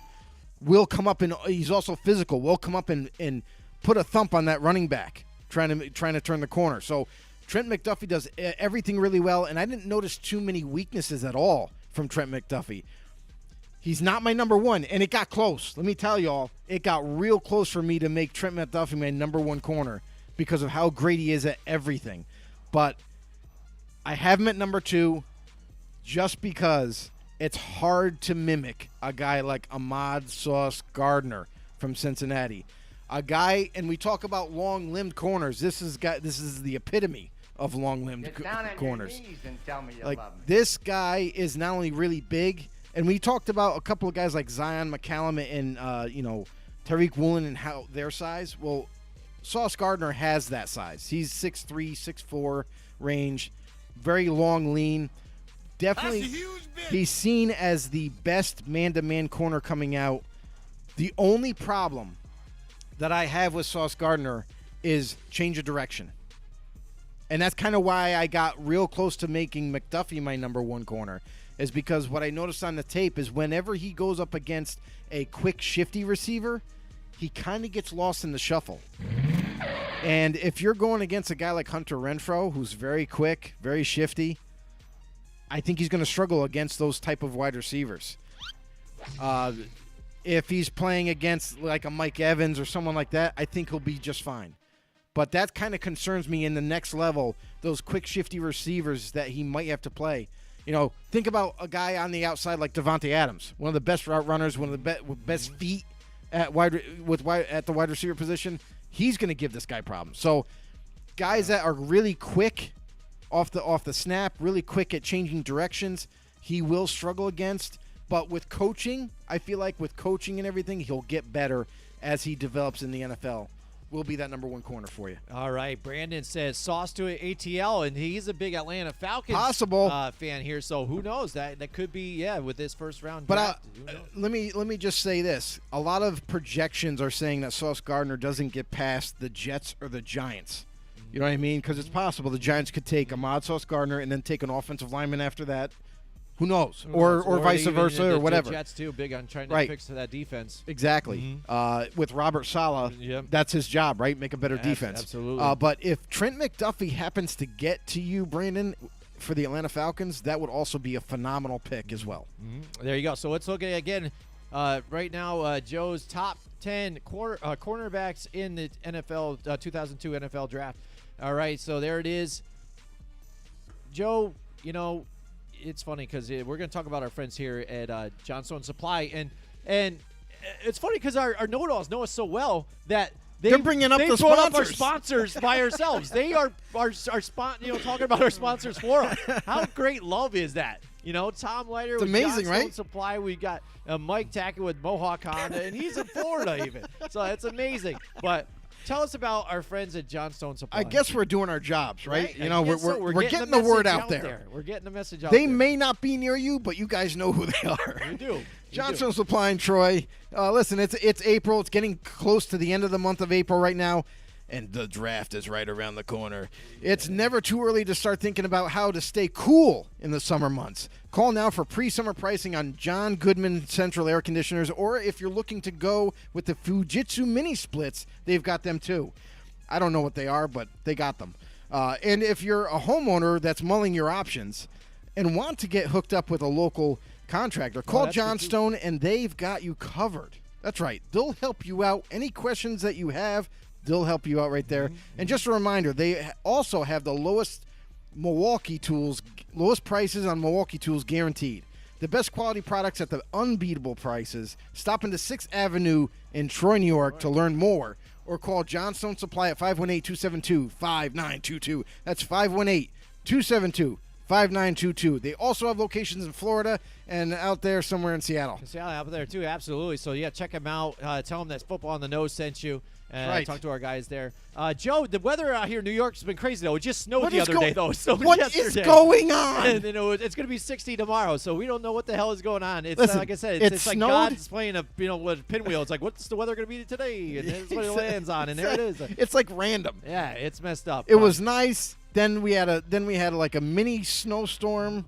Was it 4 or 5 inches, something like that? So in the upper regions, in the Adirondacks and stuff like that, It was they even almost got more. a foot. Yeah. It was crazy, and knocking down trees, but amazing stuff. And then But we're going John's back to Supply, warmer, They'll help you out whatever way you can, whether it be heating or cooling, whatever. They'll take care of you. Joe, with some of these lists, though, too, it was hard for you to make these top 10s here, so you do Really have some tough. honorable mentions. So real quick, let's go through the honorable mentions for the cornerbacks here. Yeah, cornerbacks. I got one safety in here. I didn't realize I put him in there. But anyway, Kalen Barnes from Baylor, very quick, small corner, very, very agile. Kyler Gordon from Pitt of Trent McDuffie. He got a lot of attention, but nobody's really talking about him. So, I don't think he's going under the radar, so to speak, but I feel like teams aren't bringing his name up on purpose, maybe. Because he could be a target for somebody. Obviously he is. But nonetheless, maybe he could be a sneaky pick for somebody. Smoke Monday, who is that safety I was speaking about from Auburn. I love his name.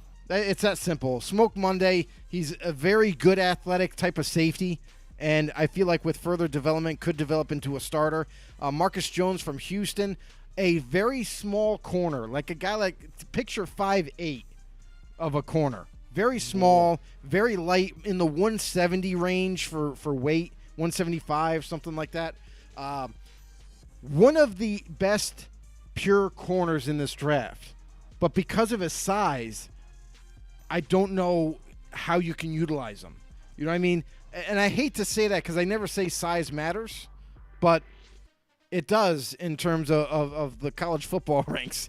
And him going to the NFL, that's the problem, is because I feel like when he's going to go up against these other receivers, they're going to be so much more physical than him. They're going to be able to push off of him, get a break away from him type of deal. And tackling. What does that mean for tackling? Big type of running back, a big running back or a big receiver, he might struggle in that area. So I have him there as well. And my last one, Cordell Flott from LSU. A guy that's not really getting talked about a lot, but a very solid cornerback prospect.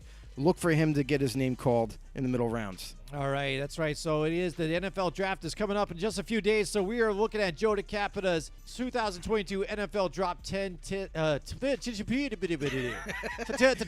Take two. His top 10 prospects lists. Something like that. All right. All right, we're moving on. Let's just move Top on. 10 linebackers. 2 linebacker, swipe it. Number 10, Channing Tindall from Georgia. And just like I mentioned earlier, the Georgia prospects coming out, they were only asked to do like one particular thing for that scheme. So a guy like Channing Tindall, we don't really know what the finished prospect is going to look like.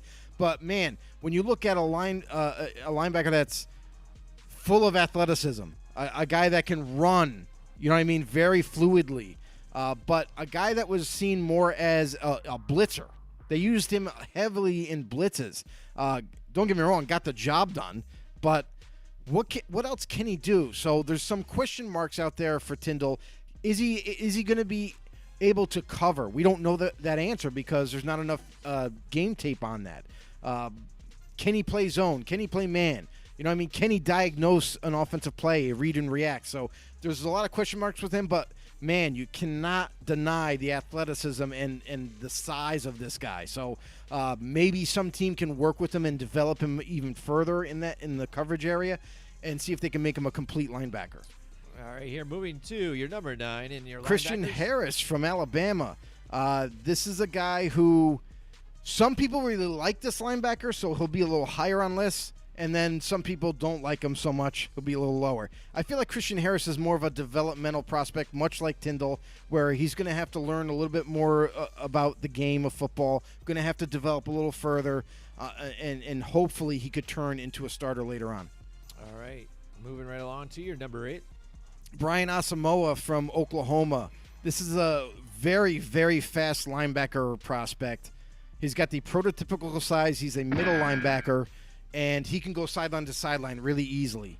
Is seen as one of the better man coverage linebackers out there, and not so much in zone, but maybe a team can definitely develop him and work him out and get him ready to start at some point.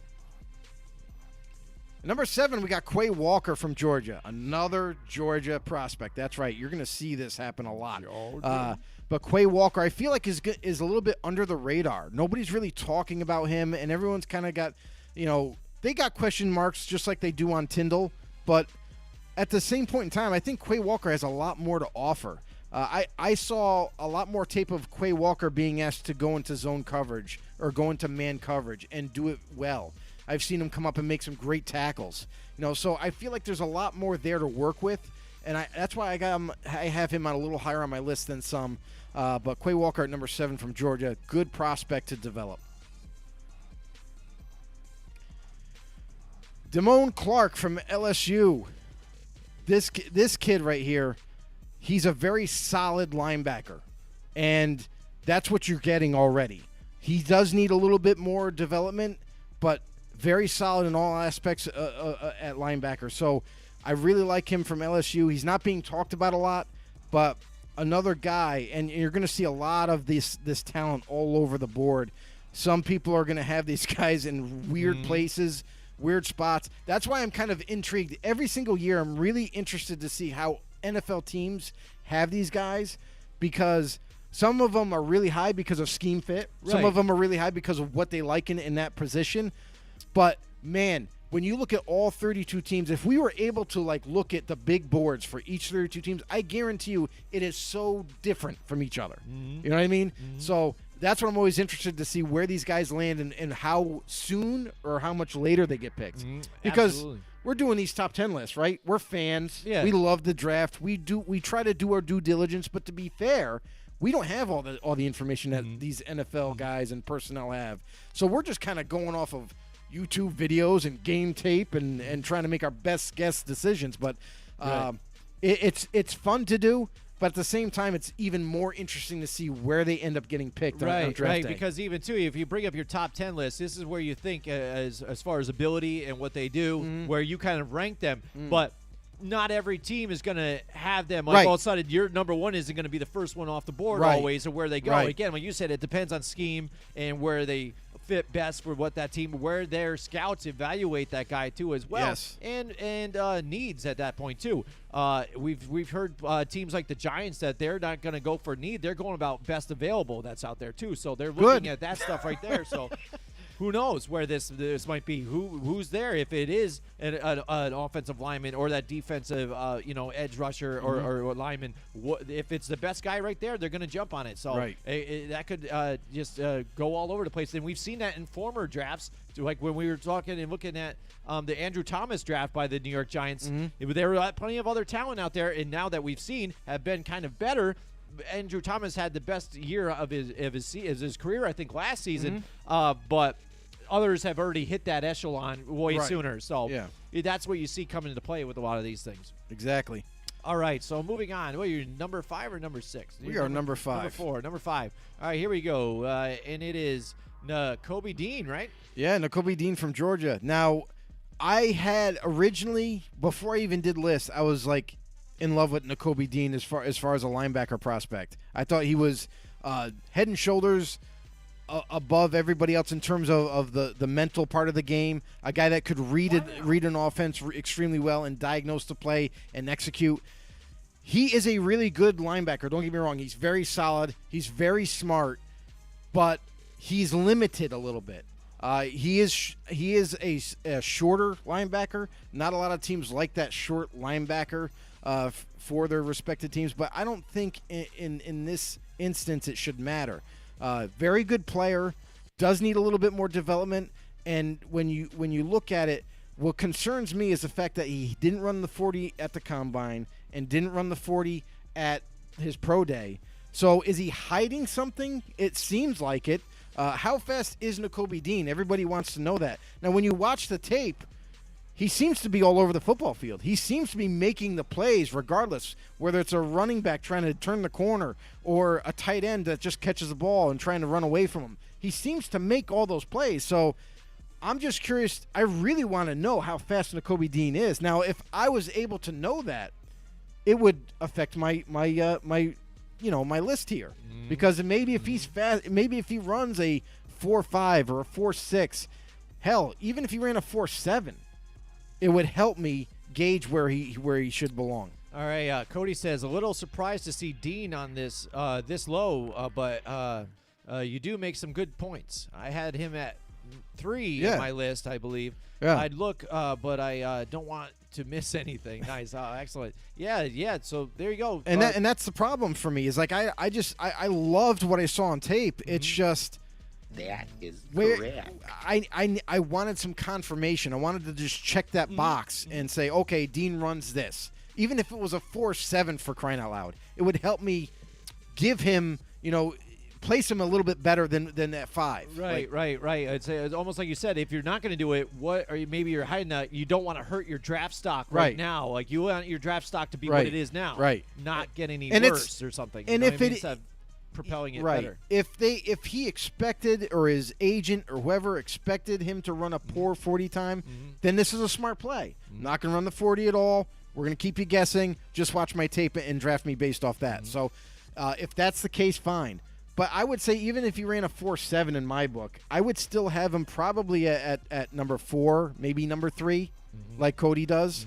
But if it's over that, like if it's going to be really different, like 4.8, 4.9, that would really concern me. He would definitely be lower then. So, but by far, if you're looking at just the tape, Nicolby Dean is a phenomenal linebacker. There you go. Now moving on to Troy number 4. Anderson, Montana State, baby. Not a lot of people are giving this guy enough credit. I know he comes from Montana State, but damn, he can play linebacker. Troy Anderson, very fast linebacker, diagnoses plays, read and reacts, tackles like he's just a maniac on the football field. Is great at coverage, and even though he's coming from a small school, I know that whole argument, he didn't play high competition. Listen, he dominated in his conference, so that's good enough in my book. Troy Anderson is at number 4, Montana State. Go get him. He'll be a week 1 starter. Boom, there you go. All right, number 3. Chad Muma from Wyoming, another guy who his name is out there, but man, he is very, very good. He's a former safety who converted to linebacker, and since he's done so, he's phenomenal at man coverage, obviously with that athleticism. Very fast, side on the sideline, great tackler, is a very smart player. And Chad Muma is phenomenal, like in man-to-man coverage. So I really like him as a prospect. I think he needs to further develop his game in the run defense. That's kind of where his weakness is run defense. So if he can get better at that and shedding blocks, he's going to be a difference maker. All right, here we're getting close to your number 1. What do you got here? Number 2. My number 2 guy, Leo Chenell from Wisconsin. He could have easily been my number 1. I'll just say that right now. So I would say 1A, 1B in this top 10 list. But Leo Chenell, phenomenal tape. Guy is amazing against the run. Very, very fast. He's got great size at linebacker. Phenomenal tackler. Read and reacts well. The only thing about his game is that I feel like he's going to need to work a little bit more on his coverage, zone and man a little bit more, and get further developed there. But what a great prospect. All right, now leads us to our number 1. Devin Lloyd. Devin Lloyd. The consensus number 1 linebacker, Devin Lloyd from Utah. Listen, a lot of people kind of expected him. When you watch the tape, you're like, man, he's all over the football. He's making all these plays. He picks the ball off right at the line of scrimmage. Very athletic, phenomenal type of linebacker. Does everything extremely well, but he's not the fastest linebacker. So unlike Leo Chenell, where he's extremely fast, is great against the run, but needs to work on coverage, Devin Lloyd doesn't need to work on anything. He's great against the run. He's great in coverage, but he's not super fast. So, but still, he does everything extremely well. So that I have him as my number 1 linebacker. All right. What does Cody have to say? Cody says, I love Muma. I love Muma. Muma. It's like that, with the Wakanda chants when they're in, was it Infinity War? They're like, Muma. All right, here we go. At the next level, you can teach a lot, but you can't teach instincts. He led the FBS in tackles last season, and anyone who knows me knows I love a linebacker who flies all over the field, similar to how Blake Martinez was in almost all of his seasons with the Packers. There you go. Well, we learned something new. If I didn't know this about Cody, I love Muma too. He loves linebackers that fly all over the field. There you go. I love Muma too, but for me, the only problem I had with him is him against the run. So he needs to definitely work on that. But if he does, and that's the thing, Cody, is if he does get better at playing the run and shedding blocks, he could easily be right up there in that number 1, number 2 conversation. Easy. All right, here, let's take a look one last time here at Joe's top 10 linebackers here. And then also in this segment, too, he has his honorable mentions for linebackers, too, that didn't make the cut or just almost good enough here to do it. But here you go. Here's his honorable mentions. I'm going to be honest that this defensive grouping here was very difficult to make a top 10 for.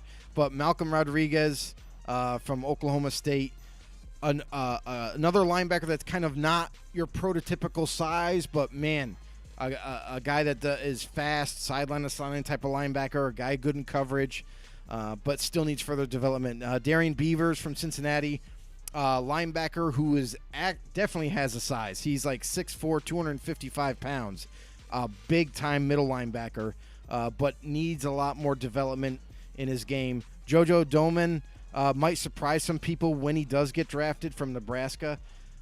He's a solid prospect, but again, a lot of these guys are still going to need a little bit more development. Boye Mafe, I was supposed to say. Boye Mafe from Minnesota. He was seen as one of these pass rushing prospects, like defensive end / outside linebacker. He has pass rushing technique, but in order for him to go up to the next level, I don't think he can play D-end.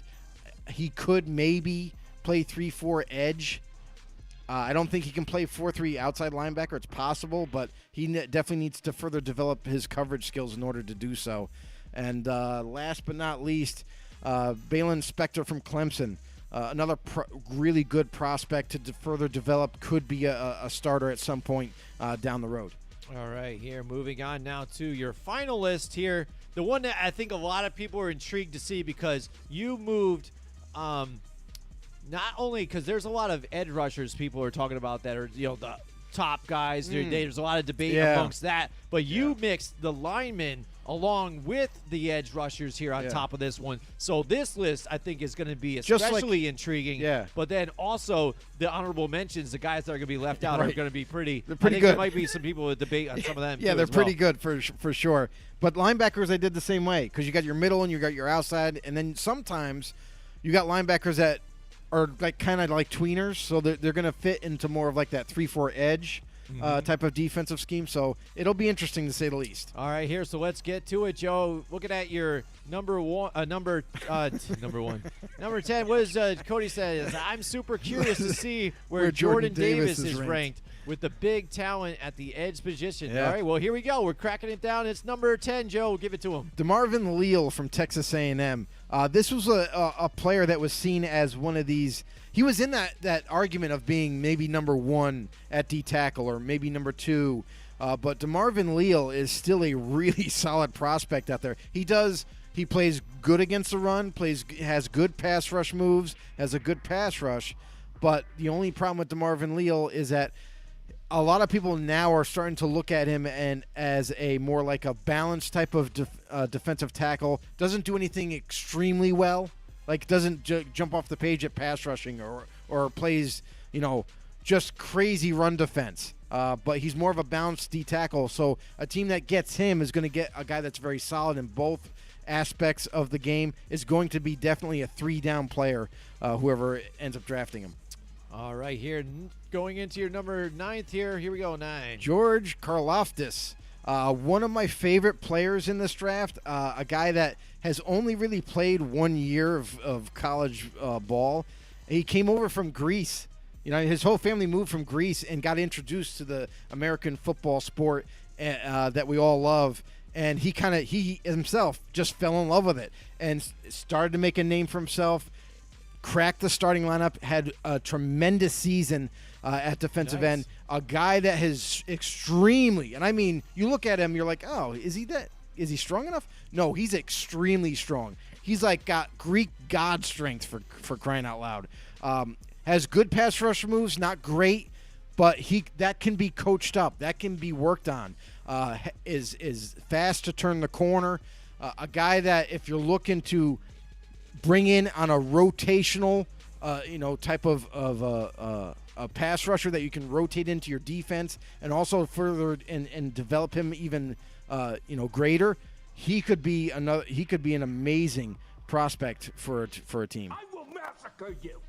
There you go. It could happen. He's going to massacre quarterbacks. Yeah, absolutely. Here you go. Now, number 8 on the list. Arnold Ebiketie from Penn State. Now, he's a raw athlete, don't get me wrong, but he's kind of like this tweener. He's one of those kind of tweeners where some people are going to view him as a defensive end. Some people are going to view him as an outside 3-4 linebacker or maybe even just an outside linebacker because he is so fast for his size. He is tremendously athletic. Now, Penn State used him a lot on just rushing the quarterback. Not a ton in pass coverage, but the little bit of tape that I saw from him, I liked what I saw, and that's why he ends up number 8 here. Definitely needs to be further developed, but he is a solid prospect nonetheless. All right, Cody says, I'm a big fan of Karlaftis. Yeah, that's what it is, right? Karlaftis. I keep screwing it up.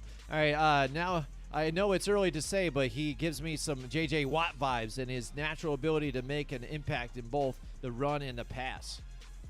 It's possible, but then again, he's one of those guys that just needs to be further developed. Like, he's not going to be J.J. Watt right now, and I don't know if he'll ever be a J.J. Watt, to be honest. But he'll be a really, really solid player. All right, now we're looking at your number 7 here, Joe. Devontae Wyatt, D-tackle from Georgia. Yes, the counterpart to Jordan Davis. Devontae Wyatt at number 7. I really like his get-off from the snap. He's super quick, super agile for his size. He's like 320 or so. But, man, has great pass rush moves. He's a guy that can do a lot for you at that D-tackle position. He can play the run. He can pass rush. So he's a good prospect to draft, and he could be your day one starter if you're desperate at D-tackle. All right, here we're getting closer to that top 5. We are getting closer. It's number 6 here. I don't see Jordan Davis yet. Not yet. That's good for Cody, I guess. Jermaine Johnson from Florida State. Now, Jermaine Johnson, again, is one of these guys that he can definitely put his hand in the dirt and play DN in the 4-3 defense. He could even stand up in a 3-4 edge linebacking position and rush off the edge. There's a lot that he can do. Very athletic, very gifted. Had 14 sacks in his final season at Florida State. Amazing production for Jermaine Johnson. He actually was a transfer. He wasn't originally with Florida State. He transferred and made a big splash this past season. So a guy that wasn't getting utilized ends up going to Florida State and making a name for himself. Jermaine Johnson, I really like him as a D-end. I don't know. I mean, you can use him as a 3-4 edge, but never as a linebacker, straight-up linebacker. So, Jermaine Johnson, listen, edge rushers are going to get pushed up in this draft. We all know it. That's something that we like to see. Better edge rushers getting after that quarterback, creating that pressure. Jermaine Johnson might even go higher than expected. All right, here Cody says about Wyatt when he talked about Devontae Wyatt here at number 7. Wyatt's effort level and motor is crazy. Mm-hmm. The kind of guy that just goes 150% until the whistle every play.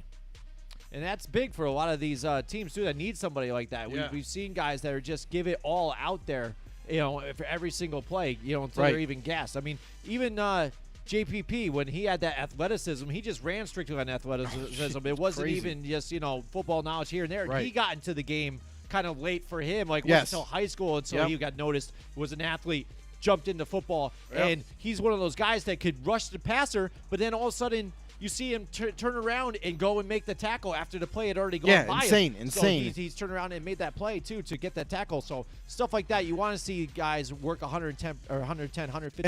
And that's the thing, too, Cody, about guys like Wyatt. You can just tell by watching the tape that he just absolutely adores and loves football. He loves the game. He loves to play it. And those are the guys that I want on my football team. I mean, I'll take a guy like that absolutely loves football and is willing to put the work in right over a guy that may be a high-profile name. But we got questions of his work ethic. We got questions of him if he really loves football. Mm-hmm. I'm happy when I'm playing. There you go. And now we're into your top Cracking five. the top five Cracking here. the top five. Here we go. Number Travis 5. Jones from Connecticut, a.k.a. UConn. But Travis Jones, a D tackle coming out in this year's draft where his stock is just flying up boards right now. And there's a reason for it. Travis Jones is a very athletic D tackle who just attacks the pocket. He creates pressure every single snap. He's great against the run. He's great at pass rushing, kind of like Wyatt with a nonstop motor. I like Wyatt and Jones. They're pretty close to each other. But Travis Jones, I like his size right now. And that's why he kind of got the edge for me. But Travis Jones from UConn, kind of a prospect that's kind of going under the radar into the draft, but not on some teams' boards. They really like him as well. He's at 5. All right, here, number 4. Number 4, Cody's been waiting for this. Jordan Davis. Just made the list. From Georgia. He is number 4. And here's what I'll say about Jordan Davis. Phenomenal athlete for a guy his size. 350, 360. Guy's like gigantic, a gigantic human being. His game tape shows a very disruptive D tackle, right? We've all seen that part of his game. Great against the run. Correct. Not phenomenal at getting a pass rush, though. He does get double teamed a lot. And he fights through it pretty well, but you don't see a whole lot of sacks from him. And not to say that he's any less of a prospect. He's a great prospect to have. A guy that large that can move around like that, who is that fast, that quick, that agile. But the problem for me and the reason why he's not higher on this list is his size. Not guys that are usually 350 and up that get drafted typically don't amount to much of anything in the NFL because when you're on that football field for a long amount of time, I question his conditioning. Because if you watch these Georgia games, a lot of times on third downs, he's out of there. He's taking a break. He comes in a few plays later. Then he comes back out again. So to me, I kind of question his conditioning. I don't know. He's definitely got to get that better so he can be a 3-down player. But I'm kind of concerned about his conditioning going forward and whether he'll be able to stay on the football field long enough to make a big, huge impact. Reality is often disappointing. There you go. And Cody has a comment for that here, too. He says about where I would have put him. He says, I like him a lot, but putting him ahead of Walker, Thibodeau, and Hutchinson would have been pretty crazy. Okay. And there's a reason for that, too, because you talk about those players right there. Regardless of what's going to transpire next, those 3 players are all edge rushers, and that's if you get a very good edge rusher, you're going to take them over D tackles all day long. I don't care how special Jordan Davis is. Maybe my criticisms of Davis of his conditioning is wrong. Maybe it's false. We don't know that yet until we see like training camp and see preseason games, like how long he stays out there. We don't know that part, but the part that we do know for a fact is that edge rushers get pushed over D tackles quite often because they are that more impactful in games. So that's why he's at number 4 for me. Number 3. All right, here we go. It's going to be tough. Now, where do you think some of these guys are going to go? I know Cody has ranked some of these guys higher. Is he surprised where Hutchinson might be, Thibodeau, Walker? He might be. It's these top 3 He's right here. He's probably going to be. So let's see. All right, here it is. Number 3. Kayvon Thibodeau. And to be honest with you, Kayvon Thibodeau is a phenomenal prospect. I'm not trying to slight him in any way. That's why he's at 3. But Kayvon Thibodeau, amazing pass rusher, amazing get off. Like he can literally just beat you with his legs and his size to get around, much like a Jason Pierre-Paul in a sense. He's got that kind of body where he's kind of got long limbs. He's very athletic, long, tall type of player. Definitely going to make an impact for somebody. But the problem is that he has question marks coming into this draft, and that's got to be concerning to some teams. What kind of a football player are you getting? And we brought this up earlier. Are you getting a football player that loves football, that really wants to put the work in, wants to be the best, wants to be there for his team? That's what I kind of wonder. I don't know about his work ethic. Is it really strong? Is it just a mirage that people are just saying and criticizing him? Like, is he going to be your day one guy, and he's going to be there all the time and give 110% every single play? That's where the question marks are, and we don't know if – and those questions won't be answered until somebody drafts him and gives him a shot. Listen, you look at a guy like Jadeveon Clowney, number 1 overall pick, right? People questioned his work ethic in the draft, and they questioned it even after he got drafted. Like, is he going to be able to – I don't think he has work ethic, and that's why I make that comparison. I feel like he's another Jadeveon Clowney. I feel like he's a flash in the pan. Like, everything is great. Like, his athleticism, his speed, his pass rushing skills, it's all great. But when you get on the football field, do you have that tenacity? Do you have that heart that you need to work hard and be there every play and give it your all every single play? That's where the question marks lie. Absolutely. I think Cody's on board with you here, too. He says Thibodeau doesn't have the drive. He's not surprised. His potential is through the roof, but his last season concerned me a bit. I get everyone was saying that he was going to be the number 1, but his effort level dipped a lot. Not enough heart, Brandon says, too, as well. Make your dreams come true. And I'll follow up on Cody's point. We both agree, but I'm also questioning, like, because of him putting the work in early on and creating that resume for 3 years, and then his last year, I wonder if he took the foot off the pedal and said, I got it made. Everyone's talking about me. I think I'll probably be number 1 overall. I don't have to work as hard. Right. And that's right there is what kind of falls in line with our criticism about him, is if that's the case, so what does that mean when you get your contract? Yeah. Once you get your contract, you're going to take it easy? Yeah. No, you got to work harder, bro. Work hard, you get that extension or whatever you end up doing, and then all of a sudden you get it, and then, where were you? Where'd you go? Yep. Yeah, I hear you. And that's the one thing that these guys are going to have to try and figure out here, and we'll see draft day if teams are on the same level of us, if they see that same thing, and if they maybe avoid that, you know what I mean? Or and they fall right into it. And and don't get me wrong, me and Cody are both seeing eye to eye on this prospect. Like, Thibodeau, ceiling is tremendous. It is tremendous. He could be the next greatest pass rusher, or he could be the greatest disappointment.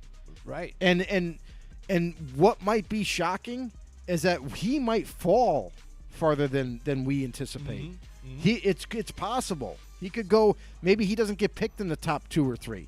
Maybe he gets picked with the 5, 6, 7, maybe 9th pick. Who knows? Right. But who knows? Well, we've also seen Jadeveon Clowney go first overall in the NFL draft before, things like that. So we'll see. We can't wait for draft day. It's going to be exciting. But here we go. Joe, here it is, down to 1 and 2. Who's it going to be? That's it. Trayvon Walker from Georgia. I had to make it silent. Here's the thing. Give the silence out there. It'll give everybody the hiccup. Trayvon Walker from Georgia. The reason why I have him ahead of Kayvon Thibodeau is not because I think he's better than Kayvon Thibodeau now, but I think Trayvon Walker has the possibility to be better than him down the road. Great kid. You don't have question marks with his work ethic. Super great. Very versatile. And that's the thing that I'll say about Walker that I like a lot is his versatility.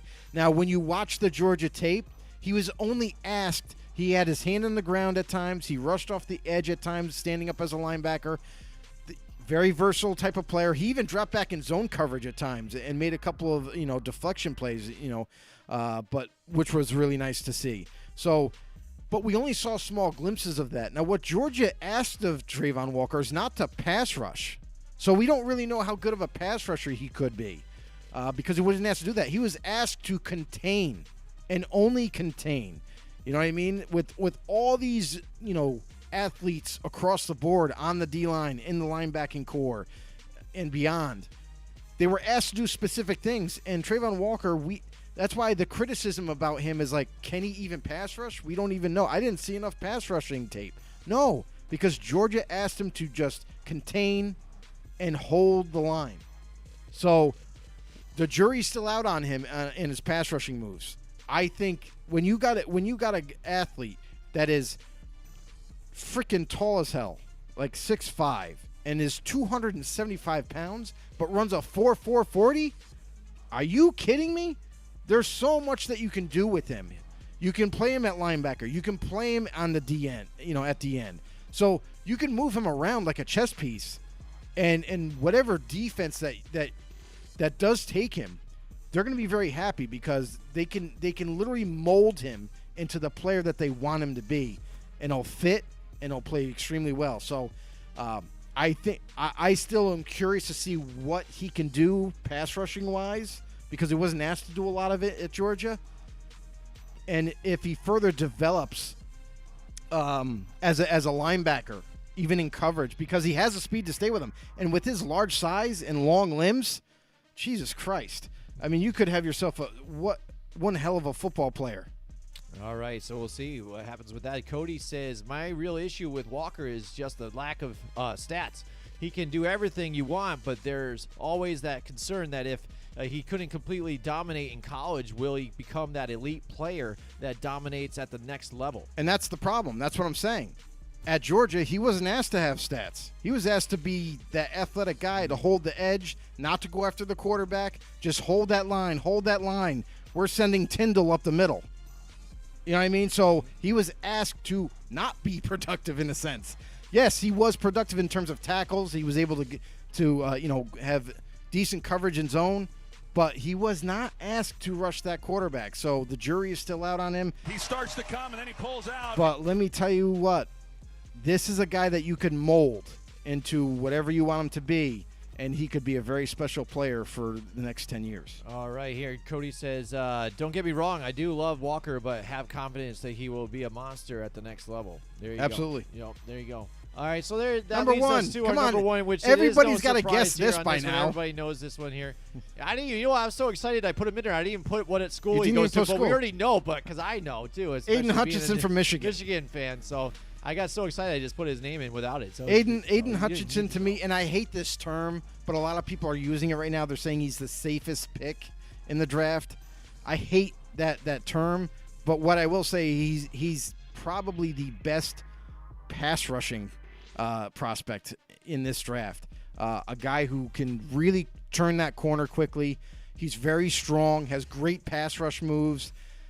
When you look at him, he kind of reminds you like a Bosa brother. You know, like a Nick Bosa, like a Joey Bosa. Joey Bosa's longer limbed and everything, but I would compare more of Nick Bosa. And that's kind of what you're getting in Aiden Hutchinson, a guy who's very solid in all aspects of the game, can play the run, can rush the passer. We all know that by now. But a very gifted player and a player that absolutely loves football. He lives, breathes, sleeps, eats football. Willing to put in the work and more, and you're going to get yourself a blockbuster player, whoever takes him. There you go. So once again, here's the top 10 list here. Aiden Hutchinson at the top of it. Like, I don't think a lot of people were very surprised on that one there. So there it is. And there you have it.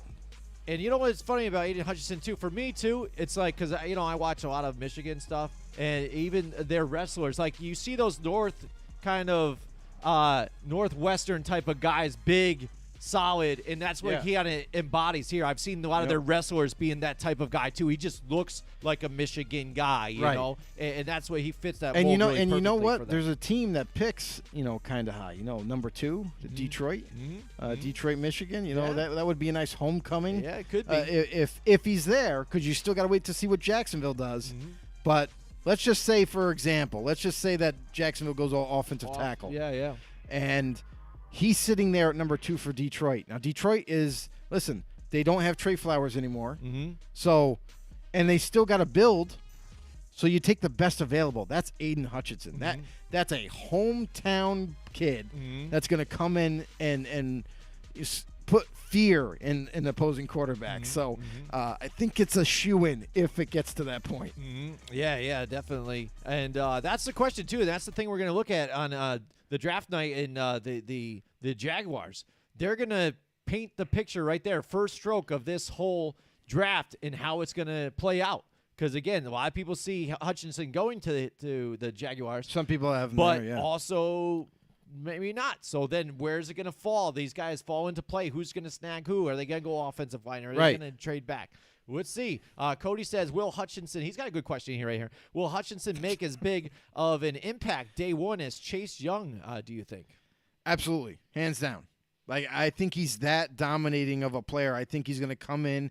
He's going to definitely command protection. People are going to have to be aware of Aiden Hutchinson.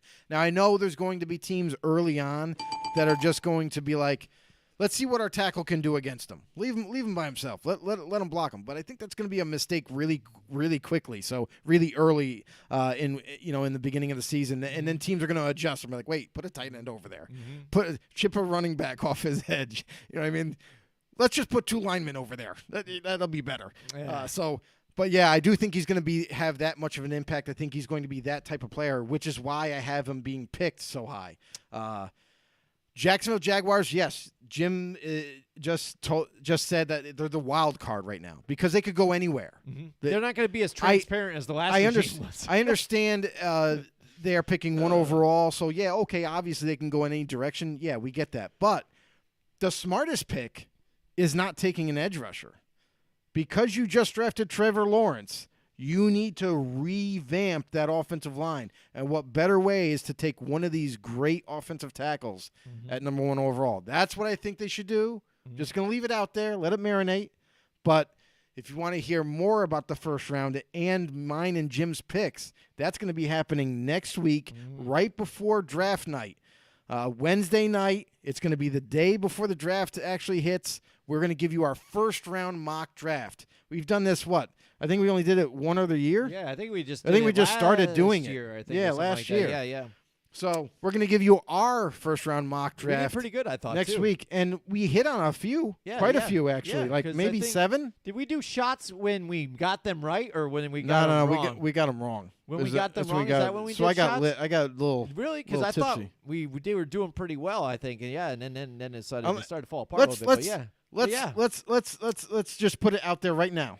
Okay, when we're watching the draft, do we want to drink shots for when we get them right, as in celebration, or we can't do it? No, never mind. We can't do it the other way because if we get too many wrong, we're going to be so messed up. If we get them right, because I think a lot of people get them wrong. So yeah, we got them if we got them right. See, if we would have died if the other way. That's what I mean. But we still did we did 7 or 8 shots. I thought we did fairly well. I think we had at least And some of them, we tried 10. to decide on whether that team got them. Because the Patriots, we saw Mac Jones go to the Patriots, and they didn't get him in that position, but they still went to the Patriots back in like 20th or wherever. But that doesn't count. It's about where he gets picked. I guess. But yeah, we'll see what happens. Actually, no, we didn't. We had him 3rd overall with the Niners, which the Niners missed out on that. All right, so Joe, before we wrap it up here too, let's just take a look at your honorable mentions for the defensive line quick here too, and just take a look at the guys that just missed the cut. That's offensive line. Oh, whoops. Oh, sorry. Maybe I didn't put one on there. You didn't make one then, did you? I did. You did? Yep. I don't know where the hell I put it then. Sorry. You guys don't get it. I think it was only 2 people though, so never mind. You don't need to see it. It was 5. Whatever then. All right. So, like Joe said, next Wednesday, it's the show before the draft. It's going to be a lot of fun. First round mock draft. We're going to have all kinds of other stuff for you guys. More stuff to talk about. Maybe something happens with the Deebo thing. Maybe some of the other guys we will know. But make sure either way, if you guys have also, real quick, I just want to say this too. A lot of people out there, listen, Stephon Gilmore just got signed to the Colts, everybody. I know that's something that kind of no one's really talking about, but that's a big deal. For Gilmore to go over to Colts, that's really going to help out that defense, and that defense already is really good. So that's going to be interesting to see how the Colts end up. And on top of that, there's quite a few really, really good big name free agents out there that I feel like teams are not going to sign them just yet. They're going to wait till after the draft and reassess what they need. Because in the draft, there's a lot of receiving talent. So if you need a receiver, you're in good hands. It's like Allstate. Yeah. You know what I mean? Just just go ahead and wait for your opportunity to strike. And just like a lot of these prospects too, like D linemen, really super deep. Linebackers are deep-ish. I don't know how deep you would consider them. They're not like the receivers. They're not like the D linemen. But cornerbacks are really deep. So if you need cornerback help, this is the draft to do it. Offensive line, another deep position, which I know a lot of teams are in need of right now. And then quarterbacks, obviously not so much. Running backs are definitely really deep as well. And tight ends. Tight ends, I feel like, is really deep too. So if you need a tight end, this is the draft to draft one as well. But all in all, listen, we're going to have a boatload of fun come draft night. We're gonna meet up somewhere. Is that what we're gonna do? Yeah, we're gonna meet up somewhere. We're gonna meet up at KDO Burns. KDO Burns. I'm gonna be there a little later because again, like I said, conflicting times with my wife with her job. But I get that. I will meet up with you guys there. We're gonna watch it there. We're gonna have a lot of fun. Listen, guys. Yeah, if you want to get out and you want to go out and watch the draft, it is really fun. Go to KDO Burns in Schenectady if you're in the local area in the capital region. That's where we'll be. Come stop by, say hello to us. Listen, we're going to chat up the draft the whole time we're there. We're going to have some drinks, have some great food at KDO Burns, and watch the draft. Let's see what kind of surprises. Listen, we already know that's going to happen, right? There's going to be at least one big-time surprise, whether it be a pick too early in our eyes or a pick later or why is this guy sliding or a trade that happens to happen. It's going to be really exciting. It's always a blast. All right. We'll see you guys next time. Join us next week from 8 till 10 Wednesday night for more Football on the Know with Jim and Joe.